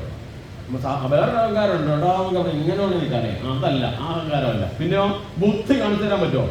ബുദ്ധി നമുക്ക് ഉണ്ട് എന്നുള്ളത് വേറെ ഒന്നും പ്രവൃത്തി കാണിക്കാം, ബുദ്ധി കാണിക്കാൻ പറ്റത്തില്ല. ഇത് 3 നമുക്ക് കാണാൻ പറ്റത്തില്ല. ഇതാണ് ഈ പറയുന്ന സൂക്ഷ്മ ശരീരത്തിന്റെ പ്രധാന ഘടനം. ഇനി ഞാൻ ചോദിക്കട്ടെ, നിങ്ങളുടെ കൂട്ടത്തിൽ ഈ പറയുന്ന കരമംഗലം പ്രദേശത്ത് ആർക്കെങ്കിലും പല്ലുവേദന വന്നിട്ട് ആത്മഹത്യ ചെയ്തായി കേട്ടിട്ടുണ്ടോ? ഉണ്ടോ? ഈ കൂട്ടത്തിൽ ആരെങ്കിലും ഉണ്ടോ അങ്ങനെ ആത്മഹത്യ ചെയ്തിരിക്കുന്നു? ഇല്ലല്ലേ. ചെവി വേദന വന്നിട്ട്, നഖം മുറിഞ്ഞായിട്ട്, തേങ്ങ പൊളിക്കുമ്പോൾ കൈ മുറിഞ്ഞിട്ട് ആത്മഹത്യ ചെയ്തിട്ടില്ല. എന്നാൽ മനോവേദന കൊണ്ട് ആത്മഹത്യ ചെയ്തിട്ടുണ്ടോ? ഉണ്ടോ? കഴിഞ്ഞ ദിവസം ഒരു പോലീസുകാരൻ ആത്മഹത്യ ചെയ്തു. എന്നിട്ട് ഒരു ഡിവൈഎസ്പിന്റെ പേര് നല്ലൊരു ചരിത്രം എഴുതി കൊടുത്തു. പത്രം വായിച്ചിട്ട് എങ്ങനെ സങ്കടപ്പെടണ്ട, ശരിയല്ലേ? എൻ്റെ സ്കൂളിൽ ടീച്ചർ കണ്ട് പറഞ്ഞു, ഞാൻ പത്രം വായിക്കാറില്ല, എന്നാൽ അത് വായിച്ച് പിന്നെ വെറുതെ ഇന്ന് വിഷമിക്കണ്ടല്ലോ. അങ്ങനെയൊരു വശമുണ്ട്. പിടി കിട്ടിയോ? അപ്പോൾ ഈ ചെവി വേദന, പല്ലുവേദന, അതുപോലെ ഉരവേദന വന്നാലും ആത്മഹത്യ ചെയ്തിട്ടില്ലല്ലോ. പിന്നെ എന്തിനാ സാധാരണ സംഭവിക്കുന്നത്? മനോവേദന മൂലമാണ്, ശരിയല്ലേ? അപ്പൊ ശരീരത്തെക്കാളും കുറച്ചും കൂടി പ്രാധാന്യം ആർക്കുണ്ട്? മനസ്സ് വിഷമിച്ചാൽ, ക്ഷീണിച്ചാൽ എല്ലാം പോയില്ലേ? പിന്നെ ആഹാരം കഴിക്കോ? അസുഖാവൂലേ? മനസ്സിനല്ലേ ശക്തി വേണ്ടത്. അപ്പൊ മനസ്സ് പ്രധാനമല്ലേ? ആണ്. എന്നാൽ ഞാൻ ചോദിക്കട്ടെ, നിങ്ങൾ ഇന്ന് രാവിലെ 2 വട്ടം കുളിച്ചു, ഇന്നലെയും കുളിച്ചു, ഇന്നും കുളിച്ചു, നല്ല ഡ്രസ്സ് പുതിയത് എടുത്തിട്ടു, ഇവിടെ വന്ന് തൊഴുതു, കുറിയൊക്കെ തൊട്ട് പൗഡറൊക്കെ ഇട്ട് സുന്ദരി സുന്ദരന്മാരായിരിക്കുന്നില്ലേ? ഉണ്ടോ? ഇല്ലേ? ഉണ്ട്. അപ്പൊ ഈ ശരീരം മാത്രം ഇങ്ങനെ ശുദ്ധിയാക്കിയാൽ മതിയോ? ശരീരം മാത്രം ഇങ്ങനെ അണിഞ്ഞൊരുങ്ങിയാൽ മതിയോ? പുറകിലിരിക്കുന്നവരോട് ചോദിക്കുന്നത്. ഹലോ, മനസ്സും കൂടെ വൃത്തിയാക്കണ്ടേ? വേണ്ടണം. ഈ കാറ് മുഴുവൻ ചെളിയായാലും എന്താ ചെയ്യുക? സർവീസ് സെന്ററിൽ കൊണ്ടുപോയിട്ട് വൃത്തിയാക്കും അല്ലേ? അവർ വൃത്തിയാക്കുന്ന സാധനമുണ്ട് ഇവിടെ. എവിടെ? ഈ മനുഷ്യന്റെ കേട് വന്ന മലിനമായ മനസ്സിനെ വൃത്തിയാക്കുന്ന ഒരു പരിപാടിയുണ്ട്. അതിനൊരു സർവീസ് സെന്റർ ഉണ്ട്. അതാണ് ഭാഗവത സപ്താഹ യജ്ഞം. ഇവിടെ വേണ്ടൊന്ന് ഇരുത്തിയാൽ നിങ്ങളൊക്കെ എന്താവും? അത് ഞാൻ പറഞ്ഞ വന്ന പോലെ അല്ല തിരിച്ചു പോവുക. ശരിയാണോ? നിങ്ങൾക്ക് അത് മാത്രം കേൾക്കരുത്, അത് സ്വീകരിക്കണം. പിടി കിട്ടിയോ? കിട്ടി. അപ്പം നമ്മുടെ മനുഷ്യന്റെ ഈ മലിനമായ മനസ്സ്, അതായത് കലിയുഗം ഞാൻ പറഞ്ഞൊന്ന് ഓർമ്മയുണ്ടോ? 4ൽ 3% മനുഷ്യരും ഇങ്ങനെ ചീത്തയായി പോയിരിക്കുന്നു. മനസ്സ് ചീത്തയായിട്ടുണ്ട്. ഏതാണ്ട് ഒരു തരിപ്പ പോലെ എന്ന് പറയും. നിങ്ങൾ തരിപ്പ കണ്ടിട്ടുണ്ടോ? ഇല്ല. തരിപ്പ എന്ന് പറഞ്ഞാൽ അറിയോ? ഇപ്പൊ എല്ലാ പൊടിയും പാക്കറ്റ് വാങ്ങുന്നത് വീട്ടിൽ തരിപ്പ ഉപയോഗിക്കാത്തവരായി ഇരിക്കുന്നവരൊക്കെ നോക്കിക്കെ കുറിച്ച് വെക്കാം. അല്ലേ? ശരിയല്ലേ? കണ്ട തരിപ്പ ഇന്നേ വരെ ഉപയോഗിക്കാത്ത ഒരാൾ കൂടി ഇരിപ്പുണ്ട്. കല്യാണം കഴിച്ച അന്നോട്ട് എന്താ കാര്യം? മൊത്തം പൊടി കിട്ടുന്നുണ്ട് പാക്കറ്റിൽ. തരിപ്പ എല്ലാവർക്കും അറിയാലോ. ആ തരിപ്പ ഉപയോഗിച്ചാൽ ഞാൻ എന്താ സംഭവിക്കാം? ഇന്നത്തെ മനുഷ്യരുടെ ബഹുഭൂരിഷം പേരുടെ മനസ്സ് തരിപ്പ പോലെയാന്നാ പറയുന്നത്. എന്റെ സംസാരത്തിലല്ല കേട്ടോ, നിങ്ങളുടെ കാര്യമാണ്. എന്താ പ്രശ്നം? തരിപ്പ എന്താ ചെയ്യാ? നമുക്കൊന്ന് അരി പിടിച്ചിട്ട് ശരിയാക്കാം. ഓക്കെ ആണോ? റെഡി? ഇപ്പൊ എന്തായി? അതിന് ബാക്കി എന്താ വന്നതിനകത്ത് നോക്കിയേ. എന്താ നല്ലതെല്ലാം പോയില്ലേ? പിന്നെ എന്താ ബാക്കി? ഇത് നോക്കും, കല്ലും മണ്ണും. അയ്യേ, എല്ലാ മാലിന്യവും അടിഞ്ഞുകൂടി കിടക്കുന്ന അതിനകത്ത് നല്ലതൊക്കെ പോയി ചെയ്തു. ഇപ്പൊ ഇങ്ങനെയാണെന്ന് പറയുന്നത്. മനുഷ്യരുടെ മനസ്സിൽ എന്താ സംഭവിക്കുന്നത്? നല്ലതൊക്കെ ഉപേക്ഷിച്ചിട്ട്, ശരിയാണോ സഹോദര? അങ്ങനെയാണ് പോകുന്നത്. അത് അവസ്ഥയില് എന്റെ അഭിപ്രായം, കുട്ടി നമ്മുടെ ശരീരം മനസ്സ് മുറം പോലെ ആയാൽ മതിയായിരുന്നു. എന്നുവെച്ചാൽ വിശാലമല്ല ഉദ്ദേശിച്ചത്. മുറ എന്താ ചെയ്യാ? മടയത്തം പുറത്തമ്മ എന്ന് പറഞ്ഞു. മുറത്തിനകത്ത് നമുക്ക് കൈയിട്ടാലോ? മുറ ഉപയോഗിച്ചിട്ടുണ്ടോ? ഉണ്ട്. ഈ കുട്ടികളൊന്നും അറിയില്ല. അപ്പൊ എന്താ ബാക്കി എന്താ വരിക? ചീത്തയായിട്ടുള്ളതെല്ലാം മലിനമെല്ലാം പുറത്തു പോയിട്ടും നല്ലതല്ലേ കിടക്കുക? ശരിയാണോ? അതാണ് അങ്ങനെ ആക്കി എടുക്കുന്നതാണ് ഈ പുരാണങ്ങളും ഇതിഹാസങ്ങളും ചെയ്യുന്ന പണി. ഓക്കെ ആണോ? അപ്പൊ മനസ്സിലായി എന്റെ ഉദ്ദേശം അതാണ്. കുറച്ചും കൂടെ ഒന്നാക്കിയാൽ അലക്കുകല്ല് പോലെ ആണോന്നാണ് സോമസാറിനോട് പറഞ്ഞത്. മനസ്സ് അലക്കുകല്ല് പോലെ. അലക്കുകല്ല് പ്രത്യേകത എന്താ? തുണി അലക്കിയിട്ടുണ്ടോ? ഇങ്ങനെയാണ് അല്ലേ? ഇപ്പൊ എല്ലാവരും അലക്കുന്ന ഇങ്ങനെയാണ് അല്ലേ? തുണി കല്ലേൽ അലക്കാറില്ല നമ്മൾ ഉണ്ട്. ചില വസ്ത്രങ്ങൾ അങ്ങനെ അലക്കും. എന്തിനാണ്? നല്ലോണം വെളുക്കാൻ. അപ്പൊ എന്താ ചെയ്യുക? കല്ലും വെളുക്കും തുണിയും വെളുക്കും രണ്ടും. അപ്പം നമ്മള് രണ്ടു കൂട്ടരും കേൾക്കുന്നയാളും പറയുന്നയാളും നന്നാവും. അങ്ങനെ നല്ല മനസ്സ് എല്ലാവർക്കും വരുന്ന ഒരു അവസ്ഥയിലേക്ക് മാറ്റാനാണ് ഈ പറയുന്നത്. അപ്പൊ അതുകൊണ്ട് അതിനുള്ള മാർഗങ്ങളാണ് ഇപ്പൊ പറഞ്ഞ. ഒന്ന് സപ്താഹമുള്ള പരിപാടി. ക്ഷേത്ര ദർശനം മനസ്സിനെ ശുദ്ധിയാക്കുമോ ഇല്ലയോ? ഹലോ, ക്ഷേത്ര ദർശനം മനസ്സിനെ ശുദ്ധീകരിക്കുമോ? പിന്നെ തീർത്ഥാടനം ശുദ്ധീകരിക്കുമോ? ശബരിമല തീർത്ഥാടന കാലമാണ് ഇല്ലേ? പിന്നെന്താണ്? പുണ്യഗ്രന്ഥ പാരായണം മനുഷ്യനെ ശുദ്ധമാക്കുമോ? നേരത്തെ നമ്മൾ ഗാന്ധിയുടെ പറഞ്ഞതാ. ശരിയാണോ? ശുദ്ധീകരിക്കുമോ? ശുദ്ധീകരിക്കും. പിന്നെ ഏതാ ഉള്ളത്? ഇഷ്ടം പോലെ ഉണ്ട്. ഇങ്ങനെ പോയാൽ ഭജന, പ്രാർത്ഥന, പിന്നെ പുണ്യഗ്രന്ഥ പാരായണം, പിന്നെ സത്സംഗം. കേട്ടിട്ടുണ്ടോ? ഇപ്പൊ നടക്കുന്നത് സത്സംഗം അല്ലേ? അങ്ങനെ പറയാൻ പറ്റും? ഇത് സത്സംഗം അല്ലേ? നല്ല ആൾക്കാർ ഒരുമിച്ചിരിക്കുന്ന സ്ഥലത്തിന്റെ പേരാണ് സത്സംഗം. നല്ല ആൾക്കാരോ നേരത്തെ പറഞ്ഞോണ്ട് ഞാൻ പറഞ്ഞു ആണെങ്കിൽ ഉറപ്പാ അല്ലേ? അപ്പൊ ഇതിലെല്ലാം എന്താ സംഭവിക്കുന്നത് പ്രിയപ്പെട്ടവരെ? ഈ ക്ഷേത്ര ദർശനത്തിലൂടെ, പ്രാർത്ഥനയിലൂടെ, സത്സംഗത്തിലൂടെ, പുണ്യഗ്രന്ഥ പാരായണത്തിലൂടെ നമുക്ക് എന്താ കിട്ടുന്നത്? ആധ്യാത്മികമായ അറിവല്ലേ? ഹലോ, മടുത്തോ? ആധ്യാത്മികമായ അറിവല്ലേ കിട്ടുന്നത്? അറിവ് കിട്ടിയാൽ എന്താവുന്ന പറഞ്ഞത് നേരത്തെ? മനുഷ്യര് നന്നായി മാറ്റം വരുമെന്നല്ലേ? അതിനാണല്ലോ ഇത്. അതാ കലിയുഗത്തിൽ ചെയ്യേണ്ട കാര്യം എന്നാ ഭഗവാൻ പറഞ്ഞിട്ടാ പോയത്, കൃഷ്ണ ഭഗവാൻ. അതാണ്. അതിന് ഞാൻ ഉദാഹരണം പറയാം. ഇതുപോലുള്ള ആധ്യാത്മികമായ അറിവ് കൃത്യമായി മനുഷ്യന് നൽകിയാൽ ആ മനുഷ്യൻ എത്ര ഉയരങ്ങളിൽ എത്തുമെന്ന് ഞാൻ ഉദാഹരണം പറയാം. പറഞ്ഞോട്ടെ? നിങ്ങൾക്കറിയാവുന്ന ഒരാളുടെ പേര് പറയാം. രത്നാകരൻ. രത്നാകരനെ പരിചയമുണ്ടോ? ഏത് രത്നാകരനാ? ഇവിടെ ഇല്ലല്ലോ. ഏത് രത്നാകരനാ? വാൽമീകിയുടെ പൂർവ്വരൂപ ഞാൻ ഉദ്ദേശിച്ചു. നിങ്ങളോ? പിടി കിട്ടില്ലേ? അമ്മയ്ക്ക് പിടി കിട്ടിയോ? ഓക്കേനാ? ആരാണ് രത്നാകരൻ? രത്നാകരൻ ആരായിരുന്നു? ഈ വേഗം പറഞ്ഞു തീർക്കണോ? അല്ലേ? സമയം പറയും.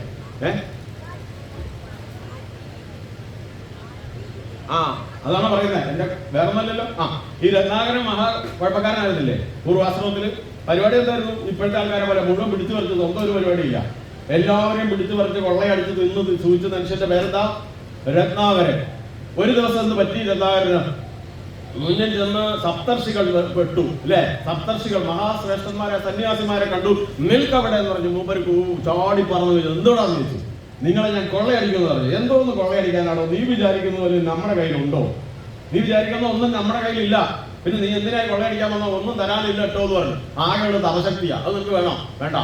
പിന്നെ എടോ, നീ എടുക്കുന്ന പണി എന്താന്ന് നീ എപ്പോഴും ചിന്തിച്ചിട്ടുണ്ടോ? എന്താ കുഴപ്പം? അല്ല, നീ ഇങ്ങനെ എല്ലാവരെയും തല്ലിക്കൊന്നും പിടിച്ചു പറിച്ചും ഒക്കെ കൊണ്ട് തിന്നുന്നില്ലേ? ഇത് വലിയ പാപമല്ലടോ. പരപരം പരിതാപമേകിടുന്നോർ എരി നരകാബ്ദിയിൽ വീണെരിഞ്ഞിടുന്നു എന്ന് കേട്ടിട്ടുണ്ടോ? മറ്റുള്ളവർക്ക് വലിയ പാപം ചെയ്താൽ എന്ത് സംഭവിക്കും? അവസാനം മുഴുവൻ നീ അനുഭവിക്കേണ്ടി വരും. ഈ മഹാപാപങ്ങളെല്ലാം കൂടി നീ എങ്ങനെ അനുഭവിച്ചു തീർക്കുമെന്ന് നീ എപ്പോഴെങ്കിലും ചിന്തിച്ചിട്ടോ എന്ന് ചോദിച്ചു. അങ്ങനെയുണ്ടോ? ഉണ്ട്. കുഴപ്പമില്ല.